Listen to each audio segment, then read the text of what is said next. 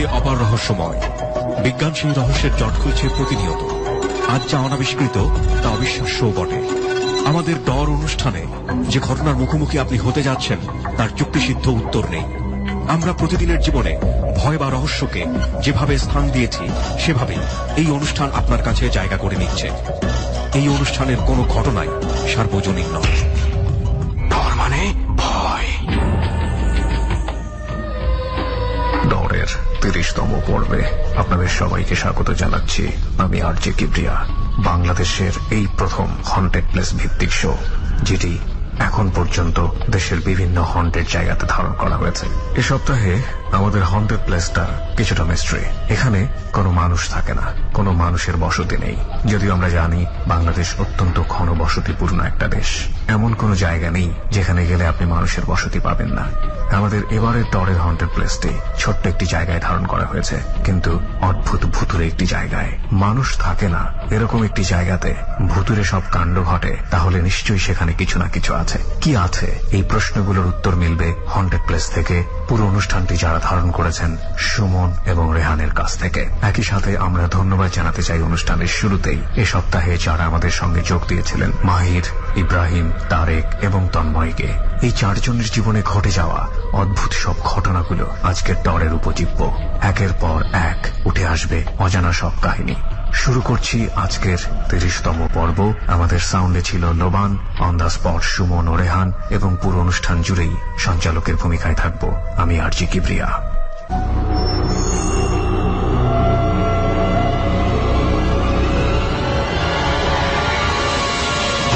ডর মানে ভয়।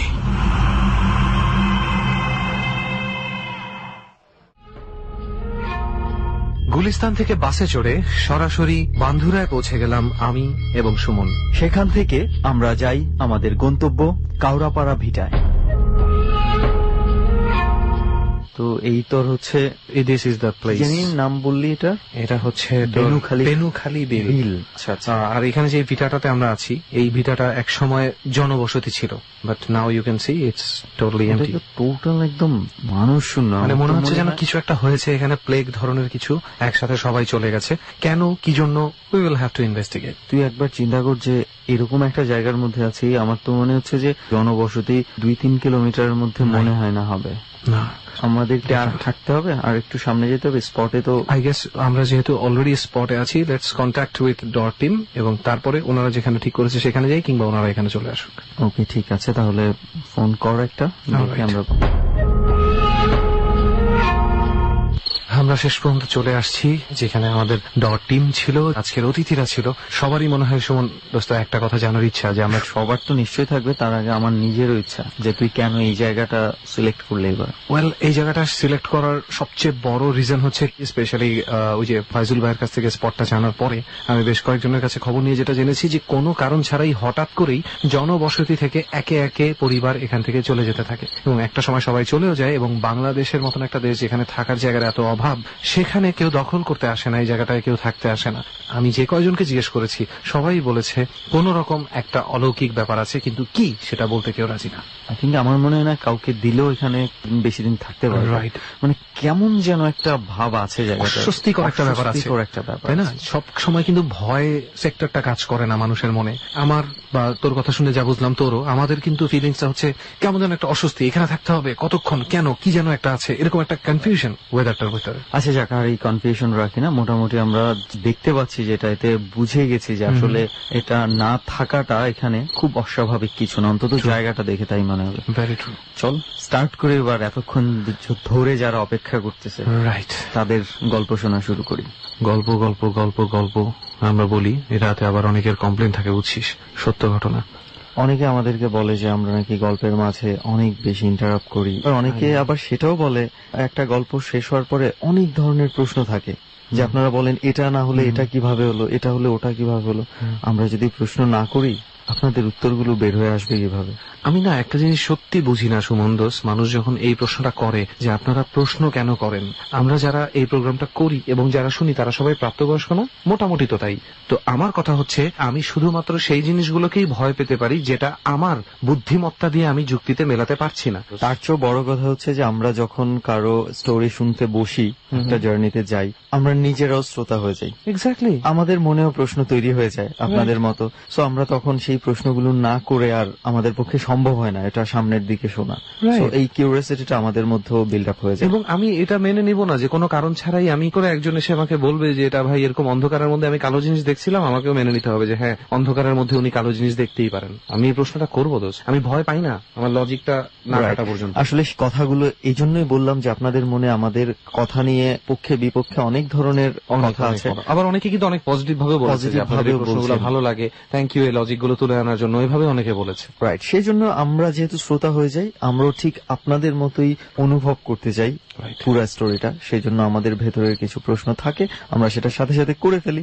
এখন ঘটনা হচ্ছে যে প্রশ্নটা করতে চাই আমি, বল কি করতে চাই? যে প্রশ্ন তুই করতে চাস সেটা হচ্ছে যে এখন আমরা কোন ঘটনা শুনবো আর কার কাছ থেকে শুনবো। রাইট, তো চলে যাই সরাসরি ভাইয়ের কাছে। ভাই আপনার নামটা আপনার কাছেই প্রথমে শুনি। ভাইয়া আমার নাম মাহির, আমি যাত্রাবাড়ি থেকে। আচ্ছা, যে ঘটনাগুলো বলবো তা আমার ফ্যামিলি মেম্বার এক্সপিরিয়েন্স করছে, ইভেন আমিও নিজে করছি। আপনি নিজেও এক্সপিরিয়েন্স করেছেন। First আপনার ঘটনা- নামটা আমি একটু যদি মাহি, মাহির। মাহির। আচ্ছা, আচ্ছা, ফার্স্ট অফ অল আগে একটু জানতে চাই যে আপনি এখন কি করছেন? এখন কিছু করছেন না আপাতত? যাত্রাবাড়ি থেকে আপনাদের নিজেদের বাড়ি না না না আমরা ভাড়া থাকি। ভাড়া থাকছেন? যে বাড়িতে থাকেন সেই বাড়িতেও নিশ্চয়ই কোনো ঘটনা সেই আছে, বাড়িতেই problem আছে। সেই বাড়িতেই প্রবলেম। তাহলে প্রবলেমটা একদম শুরু থেকে, মানে কিভাবে শুরু হয়েছে সেখান থেকেই শুনি আমরা। অ্যাকচুয়ালি শুরু আমাদের বাসায় একটা বাচ্চা থাকতো, মানে খুব ছোট বয়স, মেবি 5-6 বছর এমন বয়স। আপনাদের প্রতিবেশী? বাসায় হ্যাঁ, আমাদের পাড়া প্রতিবেশী। আচ্ছা। তখন আমরা ওই বাসা থাকতাম না, আমরা পাশাপাশি থাকতাম। ওকে, তো একদিন রোজার মাসে মেবি 26-27 রোজা এমন হইব, তো ইফতারের 5 মিনিট আগে ইফতার আইনা দিয়া বাসায় ও ছাদে উঠছে। তো অদ্ভুত ভাবে সবাই ফিল করলো যে ও ছাদ থেকে পড়ে গেল। একটা মানুষ পড়ে গেছে মানে এমন ভাবে ওরে ডাউন করা হয়েছে, মানে মনে হইলো যে কেউ ওরে চাপ দেয়া ধরছে, চাপ দেয়া নিচে ফেলায়। ও রোড দিয়েছিল, রোড ব্যাক হয়ে পড়ে গেছে। তো ও পড়ার সাথে সাথে মারা যায় নাই, তো নেওয়ার পথে মারা গেছে। সে কি কোনো কথা বলতে পেরেছিল তার আগে কোনো পর্যন্ত? কথা বলতে পারে না, শুধু অদ্ভুত ভাবে ছাদের দিকে তাকাচ্ছিল, কিচ্ছু বলতে পারে না। ওর নাক মুখ ঘামানো ছিল, ছাদের দিকে তাকায় ছিল, আর ওর চোখ অনেক বড় বড় হয়ে গেছিল। সময়টা তখন কয়টা ছিল? সন্ধ্যা? ইফতারের 4-5 মিনিট আগে। আচ্ছা, ওকে। তো ওরে হসপিটাল নেওয়ার পথে ও মারা যায়। তো ওর আব্বু আম্মু ব্যাপারটা অনেক আগে থেকে জানতো যে বাসায় একটু প্রবলেম ছিল। তো ওর আব্বু আম্মু ব্যাপারটা জানার পরে ব্যাপারটা কোনো ই করে নেই, মানে ওরা এখান থেকে চলে যায়। আগে থেকে জানতো মিন্স মানে প্রবলেম ছিল বলতে আপনি কি ধরনের প্রবলেম ছিল? প্রবলেম বলে ওরা কখনো কারো শেয়ার করেনি। ওরা ওই বলতো যে বাড়িটা problem আছে। আসলে কাদের ছিল? এই বাড়ির মালিক এখনো আছে, ওনারা দুতলা থাকে। ওনারা দোতলায় থাকেন? তিনতলা। ওনারা কি জানেন এই ধরনের হ্যাঁ, সমস্যা? ওনারাও জানে। ওনারা এমন অনেক চেষ্টা করছে এবারে মানে সলভ করার জন্য প্রবলেম গুলো, হ্যাঁ, ঠিক আছে, কিন্তু সলভ করতে পারেনি। আচ্ছা, হুজুর দেখাইছে, হুজুর বলছে এটা পারা পসিবল না। তারপর যে কিছু গরুর এই যে এমন গরুর যে মাথাগুলা, ওইগুলা আমাদের বাড়ির কোনায় অনেক কোনায় আছে। আচ্ছা, আচ্ছা, এটা এখনো আছে? কোন এক এখনো ধরনের আচ্ছা, বন্ধন তাহলে হিসেবে আমরা এটা কাজ আসলে করাচ্ছে। ঘটনাটাই শুনি। তারপর ঘটনাটা হলো আমার আব্বু ম্যাক্সিমাম টাইমই বাইরে থাকে রাত্রে। আচ্ছা, তো আমাদের দুটো রুম, ওই ছেলে যে রুমে মারা গেছে, যে বাসা থাকতো যে রুমটায়, ওইখানে আমরা যা স্টে করি এখন। মানে আপনার ওই ছেলেটা যখন হ্যাঁ। মারা গেছে তারপর থেকে তখন বাড়ি ছেড়ে কি চলে গেছে। ওই বাড়ি ছেড়ে চলে চলে গেছে? গেছে। তারপরে আপনারা আমরা আসছেন এই ওইখানে বাসায়? স্টে করতেছি, ও আচ্ছা, আচ্ছা, ওই বাসাটাতেই ওদের বাসাটাতেই আপনারা এখন ওই ভাড়া বাসাতেই আমরা, নিয়েছেন? ওই রুমটাই আমরা থাকি। আচ্ছা, তো আব্বু ম্যাক্সিমাম টাইমই বাইরে থাকে, রাত্রের বেলা বাইরে থাকতে হয়। আম্মু একা শুয়ে, আমরা পাশের রুমে, আম্মু রুমে। আম্মু ব্যাপারটা জানতো, আম্মু কখনো কারো শেয়ার করে নাই, যে বাচ্চাদের বললে বাচ্চারা হাসাহাসি করবে, কিভাবে নিবে, রাইট, সে কারণে কখনো বলতে চায় নাই। আচ্ছা, আচ্ছা, তো একদিন রাত্রে শুয়ে রয়েছে আম্মু। তো আমার আব্বু বেসিক্যালি যখন আসে বাসায়, প্রবলেমটা জানা সত্ত্বে অনেক চিল্লাচিল্লি করে। আমাদের নিচের তলা রুম তো, কেচি কেটে সামনে এসে আব্বু অনেক চিল্লায়, মানে আম্মুর ডাকাটাকি করে, আচ্ছা, আচ্ছা। আব্বু নিজের ভয় কাটানোর জন্য আর কি। একদিন রাত্রে 3টা বাজে আম্মুর ঘুম ভাঙে। আব্বু আম্মুর নাম ধরে না, মানে মাহিরের আম্মু বলে 2বার ডাক দেয়, নর্মালি, একদম নর্মালি কণ্ঠে ডাক দেয়। তো আম্মু মনে করে আব্বু আসছে, তো আম্মু তো জানে একটু প্রবলেম আছে, তো আম্মু ততটা না সায় দেয় না, বলে আরেকবার ডাকুক। আর আব্বু তো নর্মালি ডাকে না, আব্বু অনেক জোরে জোরে চিল্লাচিল্লি করে ডাকে।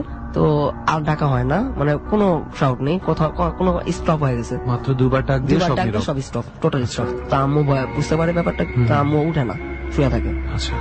আব্বু আসে ফজরের আজানের পর। আব্বু এসে চিল্লাচিল্লি করতেছে, এই গেট খোলো না কেন, কেসি গেট খোলো, কেসি গেট এটা খোলো। সে সবসময় করে। হ্যাঁ, সবসময় যেটা করে, কন্টিনিউসলি যেটা করে, কেসি গেট খোলো, কেসি গেট খোলো। তা আম্মু যা কেসি গেট খুলে নর্মালি খোলার পর আব্বু রুমে আসে। তা আম্মু কিছু বলে না, শুধু আম্মু একটু বলে যে আচ্ছা তুমি কি 3টার সময় আসছিলে বাসায়?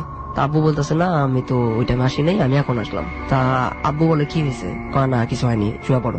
তা আব্বু খাওয়া দাওয়া করে না রাত্রে বেলা, তো শুয়ে পড়ে। সকালবেলা আম্মু ব্যাপারটা আমাদের শেয়ার করে যে এমন এমন কালকে তোর আব্বুর পয়সা এমন শুনছিলাম, খুবই ভয় পাইছিলাম, তো তোর আব্বু তো আসেই নাই। আচ্ছা, এরকম উদ্ভট কিছু আপনারা কখনো শুনেছেন? হ্যাঁ অবশ্যই, আমরা অনেক শুনছি, ইভেন আমি অনেকবার শুনছি। রাতে 3টা 2টা এই টাইমে যদি কখনো আমার ঘুম ভাঙে, দেখি যে আমাদের কেচি গেটটা কেউ যদি হাত দেওয়া অনেক জোরে ঝাঁকায়, আচ্ছা, যেমন একটা শব্দ হয়, এমন শব্দ হইতাছে। আর কুকুরগুলো অনেক চিল্লাচিল্লি করে। কিন্তু ঘটনা হচ্ছে যে এই সময় আপনারা কেউ কখনো বাইরে আমরা বাইরে বের হই, কখনো দেখার চেষ্টা তো করি। এই পুরো যেহেতু আপনি বললেন যে 3 তলা বিল্ডিং, মানে এখানে আরো তো অনেকেই থাকে অবশ্যই তো তারাও সবাই। কি এই জিনিস? হ্যাঁ অবশ্যই, আমি আসার সময় আমার এক মামা আছে, মানে আমাদের পাশাপাশি থাকে। মামার যখন শুনছে আমি এখানে আসবো, আমি বলতেছি মামা আমি তো যাবো এখানে, আপনার কোনো এক্সপিরিয়েন্স আছে?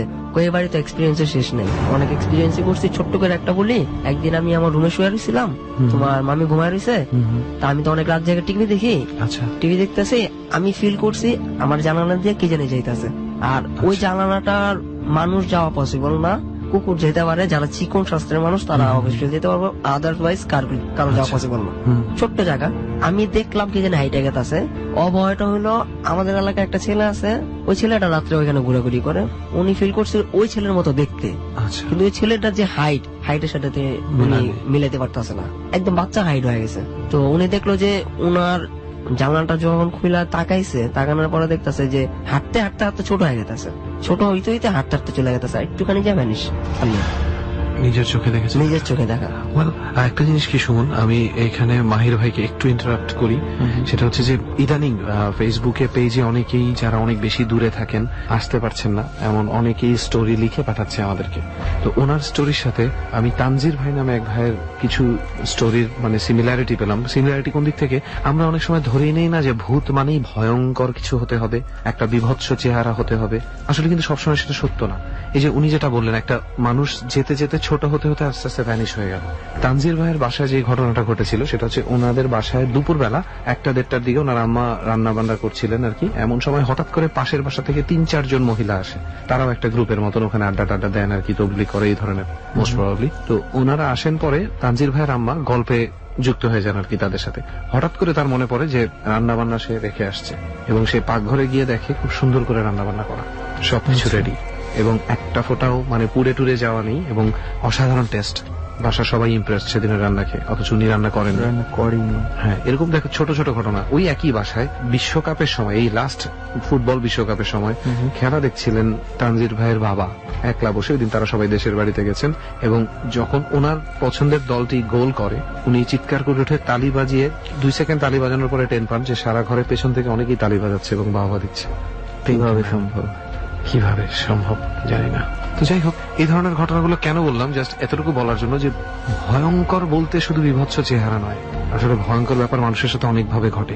যাই হোক, মাহির ভাই আপনি যেটা বলছিলেন, তো আপনার আম্মাকে এভাবে যে ডাকা হলো নিজ থেকে অন্য কোনো একজন বা কিছু একটা, এরপরে এছাড়া আপনার আম্মার সাথে আর হ্যাঁ, কি আরেকবার ঘটেছে? এই যে রিসেন্টলি, এই যে কিছুদিন আগে, কিরকম? তো আব্বু তো বললামই, আব্বু ম্যাক্সিমাম টাইম বাইরে থাকে রাত্রে।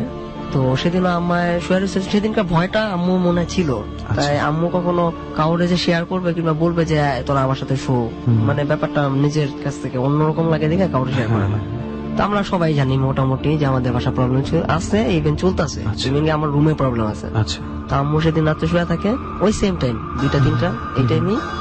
আমাদের যে ওয়াশরুমটা, ওইটা ওয়াশরুমে যদি আমার যাইতে হয়, তো আমার আম্মুর রুম ক্রস করে তারপর আমার ওয়াশরুমে যেতে হইব। আচ্ছা, তো রাত্রে মোটামুটি আমরা সবাই ঘুমায় পড়ছি। তো আম্মু একা একা শুয়ে রয়েছে। তা আম্মু একা একা শুইলে না, আম্মু ঘুমাইতে পারে না, ওই ভয়টা মনের ভিতরে কাজ করে। অনেক ঠান্ডা রাত, তো আম্মু 2টার দিকে ফিল করে যে রুম থেকে কেউ হাঁটাচলা করতেছে, কেউ একজন ওয়াশরুমে যেতেছে, ওয়াশরুমের দরজা পর্যন্ত যায়, আবার ব্যাক করে আবার আসতেছে, ফেরত আসছে। আবার ব্যাক করে আসতেছে, হাঁটাহাঁটি করতেছে। তো আম্মু ব্যাপারটা নর্মালি নেয়, মনে করে যে আমরা কেউ হয়তো ওয়াশরুমে যাওয়ার জন্য প্রিপারেশন নিতেছি। কিন্তু আমরা যদি ওয়াশরুমে যাই, আমি আগে আম্মুর রুমের লাইটটা অন করি, সবাই আম্মুর রুমের লাইটটা অন করে তারপর ওয়াশরুমে যাই, দেন তারপর আসার সময় আম্মুর রুমের লাইট অফ করে আবার রুমে আসি। আচ্ছা তাছাড়া যাই না, আমরা সবাই লাইট মানে সব রুমের লাইট অন করে দিই, মানে ভয়ের জন্য আর কি। আচ্ছা কিন্তু ওনার মনে একটু ভয় ছিল দেখে উনি কম্বল মোড়া দেয়া মুখ টুক ঢাইকা শুয়ে দিচ্ছে। আচ্ছা আচ্ছা তো উনি কিছুক্ষণ পর ফিল করলো যে কেউ একজন পায়ের কাছ থেকে কম্বল হালকা হালকা করে টানতেছে, মানে আস্তে আস্তে নামতেছে। তো আম্মু এক সময় ফিল করলো যে আম্মুর পায়ের মধ্যে কেউ জোরে 2টা থাপ্পড় মারছে। অনেক জোরে 2টা থাপ্পড় দেয়, আম্মু অনেক সাউন্ড করে, মানে অনেক জোরে একটা চিল্লান দেয় উঠে। খুবই স্বাভাবিক। তারপরে আপনারা দৌড়ে চলে আসেন সেখানে। আমার নাম ধরে ডাক দেয়, আমি তো বুঝতে পারি যে কিছু একটা প্রবলেম হয়েছে, না আম্মু চিল্লাচিল্লি করবো কেন। বাচ্চাদের হয়তো মনে করতাম যে একটা হ্যালুসিনেশন, এটা তো বড় মানুষ, এটা তো আর আমি রুমে যাই, হ্যাঁ অসম্ভব। তো আমি আমার রুমের লাইট অন করি, আম্মুর রুমে যাই। তো আমার ছোট বোন আসে, আম্মু দেখলাম যে খাটের এক কোনায় একটা মানুষ যখন ভয় পায়, ভয় পাওয়ার পরে কি ধরনের একটা মানে তার চেহারার মধ্যে যে কি আছে, এটা ওদিন আম্মুরে দেখে আমি বুঝতে পারছি। আম্মু ভয়ে রক্ত সরে গেছে, হ্যাঁ মানে ভয় এত পরিমাণ ভয় পাইছে যে এত শীতের মধ্যে সে ঘামাইতেছে কোনায়, মানে কুপটি মেরা বসে রয়েছে। তা আমি বুঝতে পারছি ব্যাপারটা। তো আমি বলতেছি, আম্মু তুমি কি খারাপ স্বপ্ন দেখছো? তা আম্মু কথা বলে না। তো ছোট বোন ছিল, তাই আমি ব্যাপারটা ইগনোর করতে চেয়েছি। তো আমি বলছি যে আম্মু মেবি তুমি খারাপ স্বপ্ন দেখছো, তুমি ঘুমাও। আমি রুমে ঘুমাবো না, আমার পক্ষে পসিবল না। আমি ঠিক আছে, এই রুমে না ঘুমাও, তুমি আমাদের রুমে আসো, সবাই একসাথে ঘুমাই। তো আমার ছোট বোনে দেখি মানে চোখ টুক বড় হয়ে গেছে, আমি সমস্যা নাই, হ্যাঁ সব ভয় পেতেছে, আমি সবাই আমরা একসাথে ঘুমাই, সমস্যা নেই। তো ওই রুমে রাতে আমরা কেউ ঘুমাই নেই, সব আমার রুমে স্টে করলাম। সারা রাতে যাক না, লাইট টাইট সব অন করা। সেই রাতে কি সেই রাতে আর আমরা কেউ ঘুমাইতে পারিনি। কোনো প্রবলেম হয়েছিল না? আর কোনো প্রবলেম, কোনো শব্দ শুনতে পেয়েছিলেন? কোনো কিছু না, একদম এভরিথিং সব ফাইন, ঠান্ডা। সকালবেলা হয়েছে মতো আম্মু ব্যাপারটা নর্মালি শেয়ার করে। মানে ভয়। আব্বু আসার পর আব্বু শেয়ার করে, আব্বু বলে এই বাড়িতে থাকা যাবে না, অনেক বেশি প্রবলেম হয়ে গেছে। তো আমরা বাড়িওয়ালার ব্যাপারটা শেয়ার করি যে বলবেন আপনাদের বাসায় এমন প্রবলেম হইতেছে। তো ওনারা বলে যে না, এগুলা কোনো না, তো স্বীকার করতে চাবেই না, চায় না। মানে ওই বাড়িতে কেউ 2 মাস 3 মাসের বেশি স্টে করতে পারে না। আপনারা কতদিন ধরে এখনো আছেন? জি হ্যাঁ অবশ্যই, আমরা এখনো। কতদিন হলো এখন থাকার কারণ? কতদিন হলো আপনাদের এখানে থাকাটা? আমাদের এখানে 1 বছর। 1 বছর হয়ে গেছে, যেখানে সবাই 2-3 মাসের উপরে থাকতে পারে না। আমরা 1 বছর ধরে এখানে। সেটা কেন? আমাদের কিছু পার্সোনাল প্রবলেম থাকার কারণে আমরা এখান থেকে যেতে পারতেছি। আচ্ছা আচ্ছা আচ্ছা। আমার আব্বুর বিজনেস থাকাতে ম্যাক্সিমাম টাইম আব্বুর বাইরে থাকতে হয়। আচ্ছা আচ্ছা। আমাদের গাড়ির বিজনেস আছে। এবং আচ্ছা, উনি এমন কি হয় যে উনি বাসায় থাকলে এই ধরনের ব্যাপারগুলো একটু কম ঘটে বা কিছু? এমন কখনো হয় না যে আব্বু বাসায় ছিল আমাদের কোনো প্রবলেম হয়েছে, মানে সবার রুমে যার যার রুমে তো 2-2 করে থাকতেছে, এমন কোনো প্রবলেম। এবং আরেকটা বিষয় রেহান, আমার কাছে যেটা মনে হচ্ছে যে ওই বাচ্চাটা মারা যাওয়ার পরেই তো আর এই ঘটনা ঘটছে কি না? হ্যাঁ, তার আগে থেকে ঘটতো, কিন্তু কেউ শেয়ার করতো না, ব্যাপারগুলো নর্মালি নিত। কিন্তু বাচ্চাটা মারা যাওয়ার পর থেকে একটু বেশি হইতেছে। আচ্ছা, ওই বাচ্চা রিলেটেড কি পরে আর কোনো কিছু হয়েছিল? না, কোনো ওনারা নেই। বাচ্চাটাকে মানে হয় অনেক সময় ভয় থেকে মানুষ হয়তো দেখতে পারে যে ছাদে ওই বাচ্চাটা দাঁড়িয়ে আছে। অবশ্যই এটা দেখছে, আসলে এটা দেখছে। বাচ্চাটা পাঞ্জাবি, সাদা পায়জামা পরা, বাচ্চার চেহারা বোঝা যায় না, গলাটে। আমাদের পাশের বাসায় একটা ছোট ভাই আছে, আমার ছোট ভাই ফ্রেন্ড। তো ও একদিন মানে রাতের 1:30-2টা বাজে কিউরিওসিটি জাগছে, মানে একটু বাইরে যাবো। ওদের বাড়ি থেকে আমাদের বাড়ি ছাদটা 3তলা বাড়ি, তো হাইট তো কম, ছাদটা ক্লিয়ারলি বোঝা যায়। আচ্ছা। তো হঠাৎ করে ও আমাদের ছাদের দিকে তাকায়, তো দেখা যায় একটা ছোট বাচ্চা সাদা পাঞ্জাবি, সাদা পায়জামা পরা, ছাদের হাঁটাহাঁটি করতেছে। কারোর দিকে তাকাইতেছে না, ওর মতন ও হাঁটতেছে, হ্যাঁ নিজের মতন নিজে হাঁটতেছে। ও এমন দেখছে, দেখার পরে ও পুরো স্টপ, মানে কি বলবো, মানে রাত্রে 2-3টা বাজে। আর ওই বাড়িতে বাচ্চা বলতে কেউ নেই, ওই বয়সের কোনো বাচ্চাই নেই। ওকে মাহির ভাই, এটা তো মানে কি বলবো যে ছোট ছোট ঘটে যাওয়া ঘটনা মনে ছিলাম আমরা এতক্ষণ, বেশ কিছুক্ষণ। প্রথমে আপনার আম্মুর কিছু ঘটনা আমরা শুনলাম, এবারে আসি আপনার ঘটনায়। আপনি বলেছিলেন আপনার সাথেও কিছু এক্সপেরিয়েন্স আপনার নিজের আছে, তো আমরা কি কোনো একটা শুনতে পারি? হ্যাঁ শিওর, প্লিজ। আমার এক্সপেরিয়েন্সটা অ্যাকচুয়ালি ওই বাসা না। আচ্ছা আচ্ছা। আমাদের পুরো এলাকাটাই এমন মানে প্রবলেম আছে।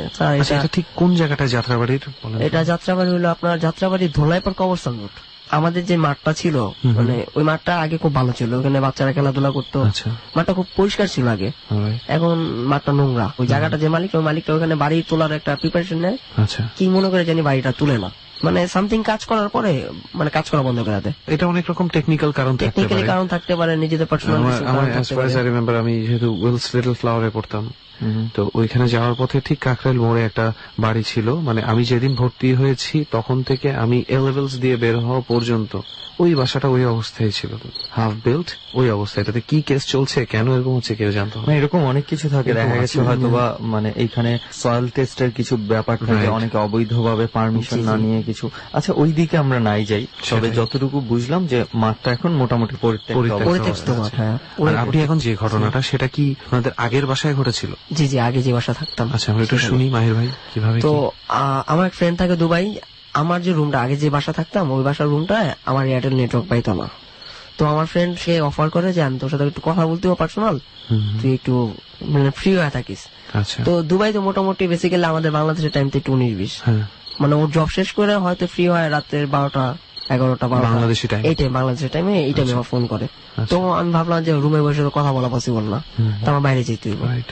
তো আমি বাইরে যাই। আমাদের এলাকার মধ্যে মানে একটা বাড়ি ছিল আগে, ওই বাড়িটা ভাঙার পরে ওইখানে ছোট্ট একটা চিপার মতো ছিল, ওইখানে একটা লোহার সিঁড়ির মতো করে দিছে, আচ্ছা, মানে বাড়ি এপাশ ওপাশ থেকে ওই বাড়িতে ঢোকা যায়। তো ওই লোহার সিঁড়িতে আমি উঠি, উপরিটা তাই আমি বসে থাকি যে ফোনের জন্য ওয়েট করতেছি। আচ্ছা, আচ্ছা, ওয়েট করাতে এক সময় যে আমার যেখানে আমি মুভ করে বসছি তার পিছে দাঁড়ানোর মতো কোনো ওয়ে নেই, জায়গা নেই। কোনো জায়গা নেই। তো আমি টাইম পাস করার জন্য আমার কানে হেডফোন দিয়ে আমি এফএম শুনতেছিলাম। আচ্ছা, আচ্ছা, তো আমি স্পষ্ট ফিল করছি যে আমার পিছে কেউ একজন দাঁড়া আছে। আমি ফিল করছি, আমি দেখিনি, কেউ একজন দাঁড়া আছে।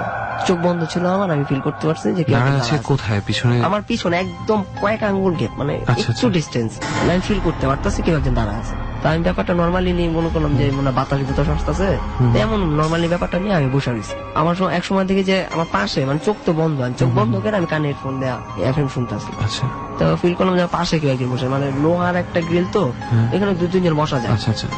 তা আমি উঠছি, ওঠার পরে আপনার পাশে কেউ বসে আছে, বসে তখন আছে। নাকি আপনার মনে হচ্ছে পিছনেও কেউ একজন আছে? হ্যাঁ, এমন করে মানে আমার আপনি চারিদিকটাই আশেপাশে মানে আশেপাশে কয়েকজনকে- কয়েকজনের এই মানে এই খুঁজে পাই না। alright, আমি চোখ তারপরে? খুলতেছি না, আমি আচ্ছা। মোটামুটি ব্যাপারটা ভয় পেয়ে গেছি যে কেউ হইতে পারে এত রাত্রে।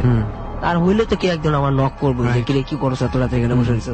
তো আমি চোখ খুলি, চোখ খুলে দেখি কিছু নেই, কিছু নাই। তো আমি আবার কি করলাম, যে জায়গা মুভ করে বসছি ওই জায়গায় তো ঘুরে অন্যদিকে মুভ করে বসছি। আচ্ছা, এবার ওই দিকে মুভ করে, যেদিকে দেখছি যে আমার পিছে কেউ আছে সেদিকে মুভ করে আমি টাকা আছি। আচ্ছা, আমি এবার সিঁড়িতে বসে রয়েছি, মানে গ্রিলটা বসলাম, এবার সিঁড়িতে বসে রয়েছি। তখনও মানে কেমন যেন অদ্ভুত লাগতেছে, জায়গাটাই অদ্ভুত লাগছে। তা আমি আর ফোনের জন্য ওয়েট করলাম না, আমি বললাম যে এখানে থাকা যাবো না। তা আমি নামার জন্য প্রিপারেশন নেই যে আমি নেমে যাবো। আচ্ছা। আমি তো বলছি যে সিঁড়ি দোতলার মতো সিঁড়ি, রাইট। মানে ধরার মতো একটা জায়গা আছে, বুঝতে ধরে পারছি, ধরে নামতে হয়। তো আমি যখন নামতে যাই, 2টা সিঁড়ি যখন পার দিই, পিছন থেকে কেউ একজন আমার মানে ফিল করলাম কেউ আমার এমন ধাক্কা মারছে। আমি যদি গ্রিলটা যদি আমি শক্ত করে না রাখতাম এখানে, আমি ছিটকা পড়ে যেতাম নিচে। আপনি কি হাতের প্রেসার ফিল হ্যাঁ, করেছেন? অবশ্যই প্রেশার ফিল করছি, প্রচুর পরিমাণ প্রেশার। কেউ আমার ধাক্কা মারছে অনেক জোরে। আমি নিজের কন্ট্রোল রাখাতে আমি ঝুলা পড়ছি, আচ্ছা, গ্রিল ধরে ঝুলা পড়ছি, কিন্তু পড়ি নেই। তো অনেক ব্যথা পাইছি পায়ে, ব্যথা পাওয়ার পর আমি আমার আর বোঝা বাকি নেই, আমি নামছি, নামে দৌড় দিছি, দৌড় দেওয়া বাসায় গেছি। আমি আমার রুমে গেছি, আম্মুর আমি ডাক দিছি, আম্মুর ধাক্কা দেওয়ার পরে আপনি যে পড়ে গেলেন, পড়ি নাই মানে ঝুলে গেছি। হ্যাঁ, ঝুলে গেছেন পড়ি যে, নাই। তারপরে তো আপনার দৃষ্টি পেছনের দিকে গেছে, কিছু ছিল আমি আর না? কোথাও তাকাই নেই, কিচ্ছু নাই আমার চারিদিকে, কিচ্ছুই নেই, মানে একদম নীরব থমথম পরিবেশ, কিচ্ছু নাই। তখন কটা বাজে? রাত রাত 11:30, 11:30, 12টার উপরে আমি বসে আছি। আমি তো টাইম পাস করতেছিলাম, ফোনের জন্য ওয়েট করতেছিলাম। তা আমি দৌড় দেওয়ার রুমে যাই। রুমে যাওয়ার পর আম্মুরে মোটামুটি শেয়ার করি নাই, কিন্তু আম্মু আমার চোখ মুখ থেকে বুঝতে পারে কি রে তুই, কি হয়েছে, প্রবলেম কি? আমি না আম্মু কিছু না, কোনো সমস্যা নেই। তা আমি আমার রুমে যাই, শুয়ে থাকি। ভাই বিশ্বাস করবেন কিন্তু আমি জানি না, মানে আমি ফিল করি যে কয়েকজন মিলে যদি একটা মানুষের প্রচুর পরিমাণ মারে, যেমন একটা ব্যথা অনুভব করে না, আচ্ছা, আমি আমার পুরো শরীরে এটা ফিল করতেছি যে আমার কেউ এমন মারা মারছে যে আমার শরীর ব্যথা, আমি লড়তে পারতেছি না, শরীরে জ্বর, সাথে সাথে জ্বর। তো মাহির ভাই, এই ছিল আপনার সাথে ঘটে যাওয়া। এটা তোমার তো মানে এটা থেকে প্রবলেম শুরু আমার, হুজুর পর্যন্ত দেখাইতে হইছে। আচ্ছা। আমি আমার মাথায় একটা দাগ আছে, এই দাগটা এখন আপনারা দেখতে চলে দেখতে পারবেন। আমার মাথায় এখানে একটা দাগ আছে, আচ্ছা, আমার মাথা খামচি দেওয়া হয়েছে। তারপর থেকে আমার প্রতিদিন রাতে 1টা-2টা বাজে আমার ঘুম ভেঙে যেত, এবং কোনো না কোনো ভাবে কোনো জ্বালাতন না কোনো ভাবে আপনার আমার ভিতরে মানে ডিস্টার্ব করতো, disturbance মানে চলতে থাকতো। অনেক ধরনের Well, problem। there are some spirits that like to disturb. কিছু স্পিরিট আছে আবার ডিস্টার্ব করতে পছন্দ করে না। যেমন একটু আগে সুমন তানজির ভাইয়ের কথা যে বলতেছিলাম না, হ্যাঁ, right. ওনার আরেকটা ঘটনা আমার মনে পড়েছে। উনি বেশ কিছু ঘটনা আমাকে লিখে পাঠিয়েছিলেন। তো তার মধ্যে একটা ঘটনা আমার কাছে একটু অদ্ভুত লাগলো।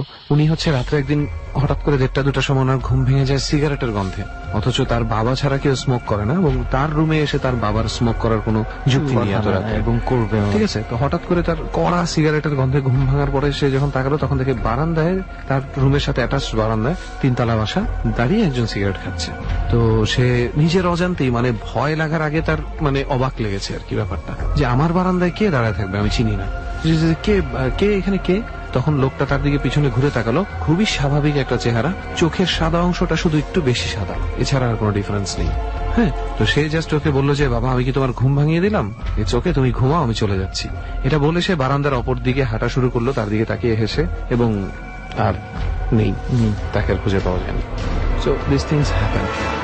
যাই হোক, মাহির ভাই, যা বুঝতে পারছি আপনাদের ওই বাসাতেই কোনো একটা প্রবলেম আছে। জি, জি, বাসাতে অবশ্যই। বলতে আপনাদের বিল্ডিংটাতেই। জি, জি। এছাড়া ওখানে আপনি থাকেন, আপনার বাবা মা, আপনার বাবা মাঝে মাঝে ব্যবসায়িক কাজে বাসার বাইরে থাকে রাতে, তার মানে মোস্ট অফ দ্য টাইম আপনি, আপনার মা এবং আপনার বোন। ছোট ভাই ছোট বোন। আচ্ছা, আপনার ছোট ভাই বা বোনের সাথে কখনো কিছু হ্যাঁ, ঘটেনি? আমার ছোট বোনের সাথে ঘটছে একটা ঘটনা।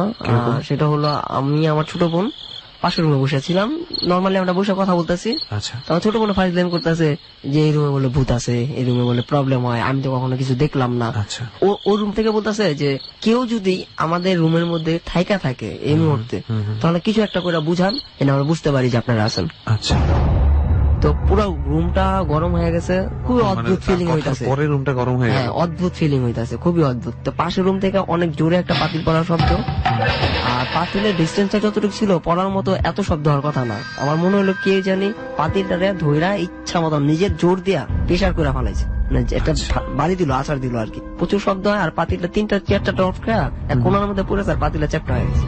তা আমরা ভয় পাই, ভয় পাওয়ার পরে আমরা রুম থেকে একদম টোটালি বের হয়ে যাই, দুজনেই ছিলাম, দুজনে বের হয়ে গেছি। উপর থেকে নিচে একটা পাতিল পড়ে গেলে তো দেখা হয়ে যেতে পারে। এত শক্তি হওয়ার কথা না, মানে আমার মনে হলো কেউ একজন হাত দিয়ে ধইরা ওইটা রেখে তখন আপনার গেছে। আম্মু কোথায়? আম্মু ছিল না নিজের বাসায়। আচ্ছা, আর আপনার ছোট ভাই? আমার ছোট ভাই বাড়ি ছিল, আমি আমার ছোট বোনই পুরো বাড়ি, আপনি আর আপনার ছোট বোনই ছিলেন পুরো বাসায়? পুরো বাসার মতো।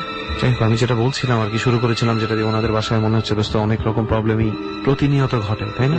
হ্যাঁ, আপনার সাথেও তো মনে হয় রেগুলার বেসিসে? রেগুলারই আপনার সাথে এই ধরনের কিছু হ্যাঁ ঘটে বলতে, আমার মাথায় কে জানি হাত বোলায় রাত্রে, মানে কি আপনি যখন ঘুম মানে হঠাৎ মাঝরাতে দেখি যে ফিল করি যে কেউ আমার মাথায় হাত বোলাচ্ছে, হাত বোলায় নিয়ে দিতেছে। থাকেন যখন হ্যাঁ, হঠাৎ করে হঠাৎ করে ফিল করি এটা, তো আমার ঘুম ভেঙে যায়, ঘুম ভেঙে দেখি নর্মালি সব কিছু। প্রতি রাতে ধরেন একাধিকবার কি এই ঘটনা ঘটে? না না, নাকি একবার? প্রতিদিন রাত্রে না, হঠাৎ করে হইতেছে। আর ওই বাড়িতে কন্টিনিউসলি কেউ না কেউ এই ধরনের কিছু এক্সপিরিয়েন্স করতেছে। কেউ এটা নর্মালি ভাবে নিতেছে, কেউ এটা অনেক হার্ডলি ভাবে নিতেছে, কারো শেয়ার করতে পারতেছে না, কেউ বাড়ি ছেড়ে চলে যেতেছে। আপনি যেটা বলেছেন প্রথম দিকে যে আপনাদের কোনো কিছু একটা ঝামেলার কারণে আপনারা চাইলেও এই বাড়িটা ছেড়ে যেতে পারছেন না, তো সেখানে আর আমাদের The thing is, ওনারা বাড়ি ছাড়লে আরেকজন আসবে, আরেকজন ছাড়লে আরেকজন আসবে, কিন্তু ওখানে যা ঘটছে আমার কেন জানি মনে হচ্ছে, আই হ্যাভ দিস ফিলিংস যে কোনো মানে আত্মা বা জিন যেটাই বলি অনেক জায়গায় থাকে, but this one is really pissed off. মানে সে খুব রাগান্বিত অবস্থায় আছে, একটা ক্ষোভ ধারণ করে আছে, কোনো একটা কিছুর আশায় আছে যে আমাকে এই জিনিসটা দাও, বা এই জিনিসটা আমার করতে হবে, তারপরে আমি যাব, যেটা ফুলফিল না হওয়া পর্যন্ত ফ্রি ফিল করে না। সোল ছোট্ট করে একটা কথা বলতে পারবো, মানে আমাদের পাশের বাসায় একটা মহিলা আছে, জিন আর কি, ওনার সাথে জিন আসে, ভয় করে। আচ্ছা, সাধনা টাইপের করে না? সাধারণ করে আর কি। উনি একদিন ভাড়ে বসছিল, উনি ভাড়ে বসা অবস্থায় বলছিল যে তোমাদের বাসার যে ছাদটা, আমাদের বাসার ছাদের কোনার দিকে একটা মেহেন্দি গাছ আছে, আর একটা পেঁপে গাছ আছে, আচ্ছা। ঠিক আছে, ওইখানেই মেন প্রবলেম। উনি এবার ডাইরেক্টলি বলে দিছে যে ওইখানে প্রবলেম আছে, কিন্তু তারা সেই প্রবলেমটা সলভ করার সলভ করতে পারেনি, চেষ্টা করছে, পারবে না। আমার Still now এখানে এই ধরনের প্রবলেম ঘটনা কন্টিনিউসলি হইতাছে। Sometimes it's not possible, সবার পক্ষে সম্ভব হয় না। কিছুদিন আগে একটা কথা বলেছিলাম কোন একটা এপিসোডে, যে ফ্লোরিডার একটা বাড়ির কথা বলেছিলাম, একজন মানে ওটাতে খুব অত্যাচারী একজন মানুষ থাকতো, এবং বাড়িটা দেখতে খুবই সুন্দর। একটা দম্পতি এসে এই বাড়িটা কিনেছিল, শেষ পর্যন্ত তারা এই বাড়িতে থাকতে পারেনি, শেষ পর্যন্ত তাদেরকে এই বাড়িটা লসে ছেড়ে দিয়ে চলে যেতে হয়েছে। এবং আমেরিকাতে একটা বাড়ি কেনা কিন্তু চারটিখানি কথা না। ইউ নো হোয়াট, লন্ডন এবং আমেরিকা এই ধরনের বেশ কিছু বাড়ি আছে। মায়ের কাছ থেকে অনেক কিছুই শুনেছি, অনেকগুলো ঘটনা আমরা শুনলাম, ভয়ঙ্কর কিছু ঘটনা শুনলাম। আমার কাছে একটা সিনারি আমার চোখে আটকে গেছে, আমি চাই শ্রোতারাও এটা এভাবে চিন্তা করলে কেমন লাগবে আমি জানি না। আমার জাস্ট কি মাথায় আসছে জানিস, আমার জাস্ট মাথায় আসছে যে ওই যে বাচ্চাটা পড়ে গেল, পড়ে যাওয়ার পরে সে মৃত্যুর আগ পর্যন্ত ওখান থেকে যখন যাচ্ছে, তাকে নিয়ে যাওয়া হচ্ছে, সে তো পথেই মারা যায়, সে তাকিয়েছিল সেই ছাদের দিকে, সে কি দেখছিল, তার সেই তাকানোটা, তার সেই এক্সপ্রেশনটা আমার মাথার মধ্যে ঘুরছে। বাচ্চাটা কি দেখছিল তখন, কাকে দেখছিল? আদৌ কিছু দেখছিল কিনা। যাই হোক, আমরা কি বলবো, আর এখানে বলার কিছু নাই। তো মাহির ভাই, মোটামুটি আপনার ঘটনা তো এই ছিল এবং এই ঘটনাগুলি আজকে বলার ছিল। হ্যাঁ, তো অনেক ধন্যবাদ মাহির ভাই যে আপনার এই এক্সপিরিয়েন্স গুলো বলেছেন, যে ঢাকা শহরে এই যেখানে এত মানুষের গিজগিজ রয়েছে, এত ডেন্সিটি রয়েছে, এটা যদি তার মাঝেও যে এই ধরনের ঘটনা ঘটছে পারে, সেটাই এটা প্রুফ। আপনারা আমাদের এখানে যদি যাইতে চান আমি প্রুফ দিতে পারবো। সবাই মনের কথা বলে দিয়েছেন। আমি আর রেহান চোখাচোখি করছিলাম যে কোন একটা সময় আমরা হয়তো এই অফারটা আপনাকে করব যে আপনাদের বাড়িতে যাত্রাবাড়ি, ধোলাই পার্ক, কবরস্থানের গলি, তাই তো? ওখানে যায় যে করে যে সবারই মোটামুটি এক্সপিরিয়েন্স হয়েছে, সবাই। It's a guaranteed ghost place. যাই হোক, আমরা এটা নিয়ে কথা না বলি, চল এক কাজ করি, আরেকটা গল্পে চলে যাই। তো ঠিক আছে, আমরা শুনি এবার আরো একজনের ঘটনা, যে এবারের ডরের যাত্রায় আমাদের সঙ্গে যুক্ত হয়েছেন এবং তারও অনেকগুলো অভিজ্ঞতা রয়েছে লাইফে, এবং খুব কাছের কিছু মানুষদেরকে নিয়েও তার কিছু অভিজ্ঞতা রয়েছে। একটু তার কাছে যাই। প্রথমে পরিচয়টা ভাইয়া আমরা জানি, যদিও আপনার কাছ থেকে আরো একবার একটু জানি। জি, আমি ইব্রাহিম খলিল। আমার ফ্রেন্ডলি সবাই জয় নামে চিনে। জয় নামে চেনে? ওকে, জয় নামে আমরা কিছুদিন আগে আরো একজনকে পেয়েছিলাম, আরো একজন জয়কে পাচ্ছি। তো যাই হোক, জয় ভাই, ডট টিমের কাছে শুনেছিলাম বেশ কয়েকটা ঘটনা। আপনার একটা ঘটনা যেটা আমি আর রেহান দুজনেই খুব বেশি আগ্রহী জানার জন্য, আপনার বাবাকে নিয়ে কোনো একটা ঘটনা ঘটেছে। তো সেই ঘটনাটা দিয়ে আমরা শুরু করি। আসলে আমার বাবার জীবনে যে ঘটনাটা ঘটছে সেটা হচ্ছে শরীয়তপুরে, আমাদের গ্রামের বাড়িতে। ওকে, তো কতদিন আগের ঘটনা এটা? প্রায় 7-8 বছর হবে, 2006, 7, 8 এরকম। আচ্ছা, আমাদের এলাকার রাজনীতির পরিস্থিতি খুবই খারাপ ছিল। তো আমার বাবা বিভিন্ন কারণে বিভিন্ন মামলা খাইছিল, যার জন্য আমাদের বাড়িতে থাকা হতো না রাত্রে।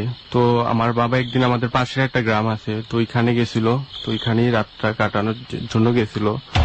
তো উনি রাত্রে বাথরুমে বের হয়েছিল। তো গ্রামের যে বাথরুম গুলা দেখা যেতেছে বাড়ি থেকে একটু দূরে হয়। তো গেছে বাথরুম করে আসার সময় দেখা গেছে যে একজন বুড়ি মহিলা ওনার সামনে, খুবই বুড়ি মহিলা, খুবই উজ্জ্বলতা নিয়ে, খুব আলোর মতো দেখা যেতেছে। তো আমার বাবার হাতে টর্চ লাইট ছিল, তো দেখার জন্য উনি লাইটটা ওনার মুখে মারছে। তো মহিলা ওনাকে বাধা দিছিল, যে লাইটটা মারতে হাত দিয়ে ইশারা দিয়ে বাধা দিছিল। তো আমার বাবা শুনে নাই, তারপর আবার লাইটটা মারছিল। তো ওই দিনকার বুড়ি মহিলা তারপর ওনার সামনে থেকে বেনিশ হয়ে যায়। তারপর দিন আমার বাবা, তখন ওই লাইট মারার থেকে হঠাৎ করে নাই হয়ে যায়। তারপর দিন আমার বাবা আমাদের বাড়িতে চলে আসে। তো আমার মায়ের সাথে সবার সাথে ব্যাপারটা শেয়ার করে। মানে কি উনি ওই ভয়ে ওখান থেকে চলে আসে? না, উনি তারপর দিন ওই জায়গায় ছিল। তো তারপর দিন আসে, তারপর আসার পর আমার মায়ের সাথে সবার সাথে শেয়ার করার পর হইতেছে কি, উনি আবার রাত্রে যখন ঘুমায়, রাত্রে ঘুমানোর পর দেখে যে পিচ্ছি পিচ্ছি বাচ্চা মেয়ে ছেলে ওনার সামনে ফালাফালি করতেছে, জিগির করতেছে, নাচানাচি করতেছে, এরকম। বুঝলাম না, এটা কি আপনাদের বাড়িতে? যে এটা আমাদের বাড়িতে। তারপরে আমার বাবা আমাদের বাড়িতে চলে আসে। তো চলে আসার পর দেখা যাইতেছে এরকম প্রতিনিয়ত এরকম একই ঘটনা ঘটতেছে, বাচ্চারা এসে ওনার সামনে। তারপর রমজান মাস চলে আসে। তো রমজান মাসে দেখা গেছে সবাই সেহরি খায়, যেই রুমে আমার বাবা ঘুমায় ওই রুমে চলে আসছে।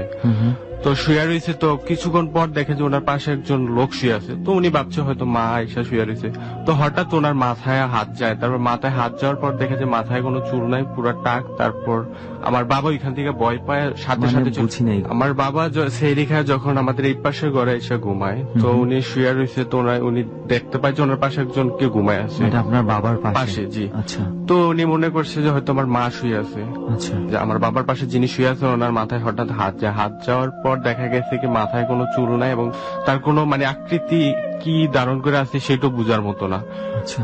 তারপর আমার বাবা ওইখান থেকে বয়ের সাথে সাথে চলে আসে। তারপরে আমার বাবা খুবই অসুস্থ হয়ে যায়। তারপর ওই রুম থেকে চলে আসে। তারপর আমার বাবা এই ঘটনাটা খুবই ভয় পেয়েছিল। তারপর উনি অসুস্থ হয়ে যায়। তারপর ডাকাতে আনে, এক্সরে করে। এক্সরে করার পর দেখা যায় যে কিডনিতে প্রবলেম। তারপর কিডনির যখন এক্সরে করছে দেখছে যে কিডনির পাশে 5টা আঙ্গুল বসানো, এক্সরের ভিতরে দেখা গেছে। মানে কিডনির পাশে 5টা আঙ্গুল বসানো? জি, 5টা আঙ্গুল বসানো। এটা ডাক্তাররা বলছে? জি, ডাক্তাররা বলছে। তো আঙ্গুল বসানো মিন্স কি আঙ্গুলের ছাপ বসানো? আঙ্গুলের ছাপ বসানো। মাই গড। তারপর হয়েছে কি, এটা আমাদের পাশে আবার একটা মহিলা ছিল, যা ওনার সাথে জিন ছিল। নফল নামাজ পড়লে তারপর জিগির টিগির করলে ওনার সাথে জিন আসে। তো জিন আসলে বিভিন্ন কোশ্চেনের অ্যান্সার করে, জিজ্ঞাসা করলে। আমার বাবার ব্যাপারটা জিজ্ঞাসা করছে মতন বলছিল যে ওই মহিলাকে যে উনি লাইট মারতে মহিলা ওনাকে বাধা দিছিল। তো উনি লাইট মারছে এবং মহিলা 5টা আঙ্গুল দিয়ে এভাবে বাধা দিছে, যার কারণে 5টা আঙ্গুল ওনার কিডনির পাশে বসে আছে। ডাক্তাররা আসলে তখন কিছু বলেনি এই ছাপটা আসলে কি থেকে হতে পারে বা কেন এই ধরনের, ডাক্তারদের কাছ থেকে কোনো ধরনের কোনো কিছু পাওয়া যায়নি মতামত? না, এটার ব্যাপারে কোনো কিছু পাওয়া যায় না। আর তখন আমি অনেক ছোট ছিলাম যেহেতু, তারপর এরকম দেখা যাইতেছে। তারপর যখন উনি ঢাকা থেকে গ্রামে চলে যায়, তারপর দেখা যাইতেছে এইসব মানে ঘটনা ওনার সাথে আরো বেশি ঘটে।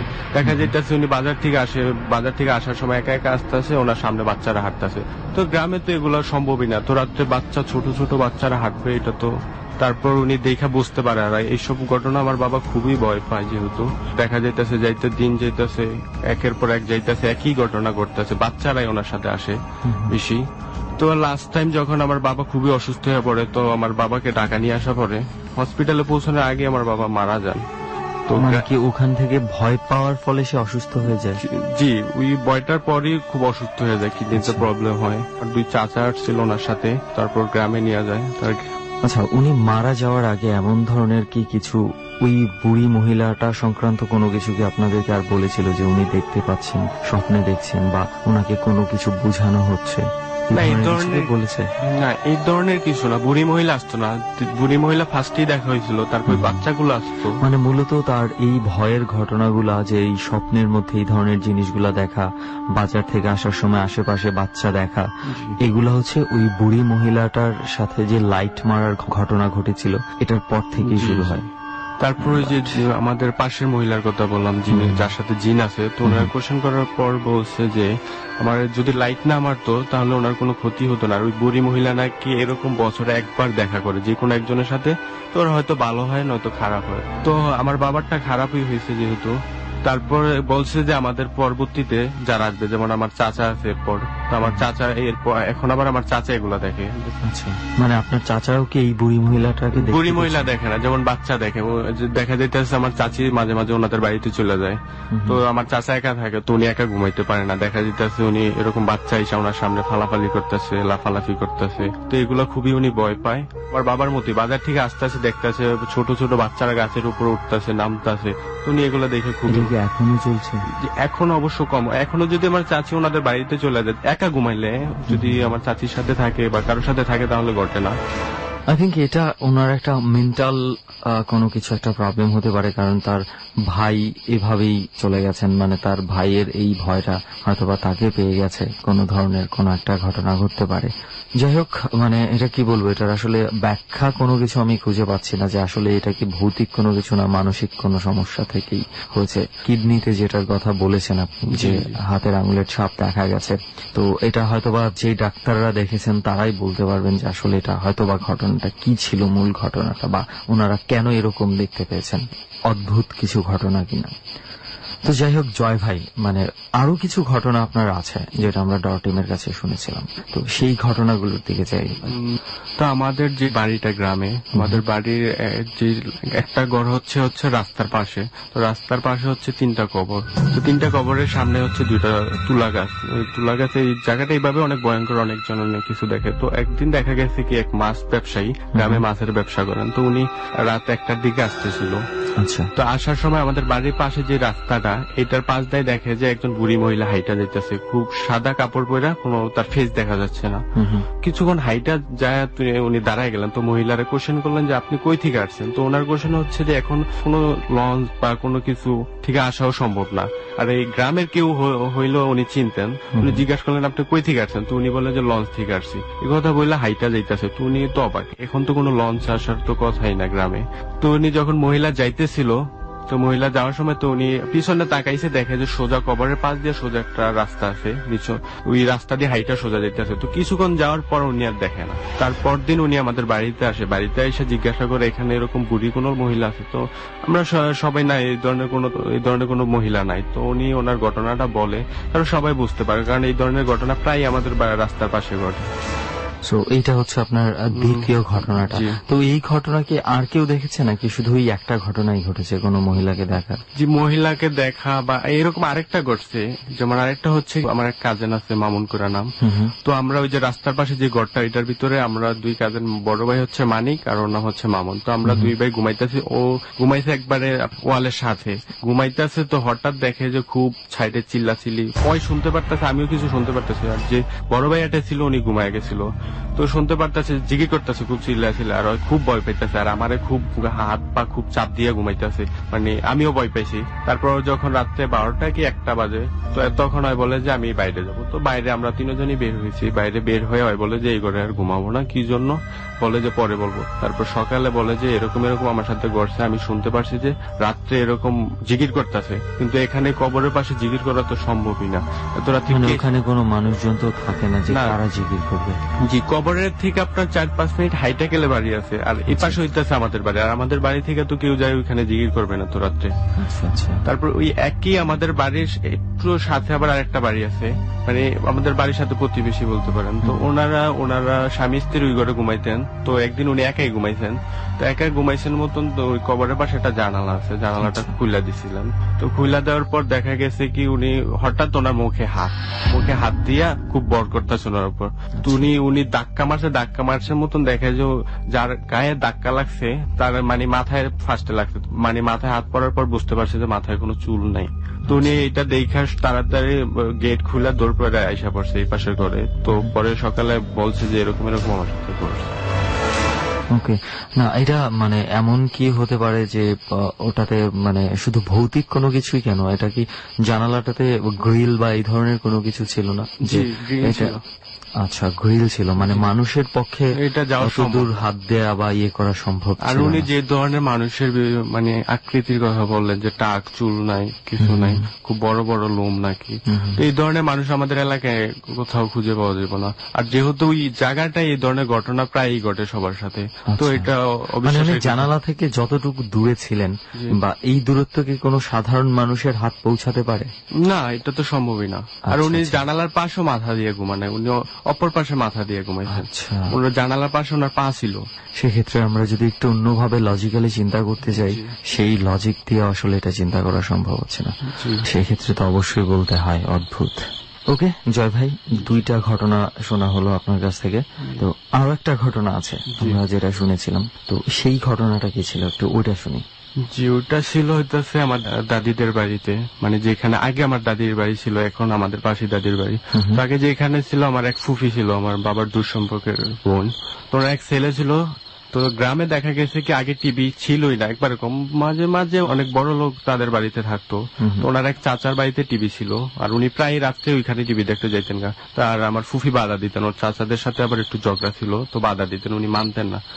তো একদিন দেখা গেছে উনি টিভি দেখে আসতেছিল, তখন 8টা কি 9টা বাজে। তো উনি আসার সময় দেখে যে বিরাট মানুষ একটা হইতেছে আমাদের দাদির বাড়ির গাড়াতে একটা কবরস্থান আছে, ওইখানে তুলা গাছ আছে, তুলা গাছের উপর এক পা, আর ওনার চাচার বাড়ির পিছনে আছে একটা বাথরুম নাকি বাচ্চার, শিওর বলতে পারবো না, তো ওইখানে এক পা, অনেক বড় বড় চোখ। উনি দেখে খুবই ভয় পাইছে। তো এখন যে বাড়িতে এসে উনি শেয়ার করবে ওই ধরনের মানে কোনো কিছু সাহস পাচ্ছে না, কারণ শেয়ার করবে ফুফি তো ওনার আগে যাইতে মানা করছে ওইদিকে। এখন সে আস্তে আস্তে ওনার খুব জ্বর চলে আসছে, তো খুব জ্বর, এরকম ডাক্তার ফকির দেখাইতেছে, কোনো কিছু হইতেছে না। তারপর দেখা গেছে কি আমার ফুফি তারপর জিজ্ঞাসা করে কোনো কিছু দেখছে কিনা। তারপর উনি ওনার ঘটনাটা বলে এরকম দেখছি। তার 2-3 দিন পর উনি মারা যায়। বয়স কত ছিল তখন? ওনার বয়স ছিল 16-17 হবে। কিভাবে মারা গিয়েছিল? উনি এই যে জ্বর হইতে হইতে হঠাৎ একদিন মারা গেছেন, মানে খুব জ্বর আসছে, হঠাৎ করেই এটা হয়ে গেছে। ঘটনাটা ঘটার পরেই তারপর দিনই ওনার খুব জ্বর। আচ্ছা, ওই ভয় থেকেই জ্বরটা চলে এসেছে এবং এই জ্বর থেকেই একসময় সে মারা গেছে। এই জন্যই বলি যে আসলে সবসময় মানে খুব সাহস দেখানো ভালো, সেটা দুঃসাহস হয়ে গেলে আবার একটু ঘটনাগুলো অন্যরকম। কিছু কিছু জিনিস আছে সেগুলোকে মানে ওভাবেই ছেড়ে দেওয়া উচিত, সবকিছু ঘাটাতে যাওয়া সব সময় হয়তো বা ঠিক না। তো ওকে জয় ভাই, অনেক ধন্যবাদ, আজকের আমাদের জার্নিতে আপনি যুক্ত হয়েছেন এবং সবাইকে বেশ কিছু ঘটনা আপনি শুনিয়েছেন, অনেক ধন্যবাদ আপনাকে। ধন্যবাদ। অলরাইট দেন, yet another story।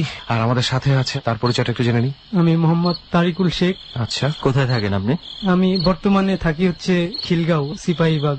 ওকে, আচ্ছা, এর আগের ঘটনাটা শুনলাম, বর্তমানের এই যে এনভায়রনমেন্ট সবকিছু মিলে আপনার কাছে কেমন লাগতেছে? এখানে ভালোই লাগতেছে, মোটামুটি ভয়ঙ্কর এলাকায় মোটামুটি একটু ভয় ভয় লাগতেছে। আচ্ছা, আপনার ভয় পাওয়ার কিছু নাই, আপনার সেফটির বিষয়টা আমাদের মাথায় আছে।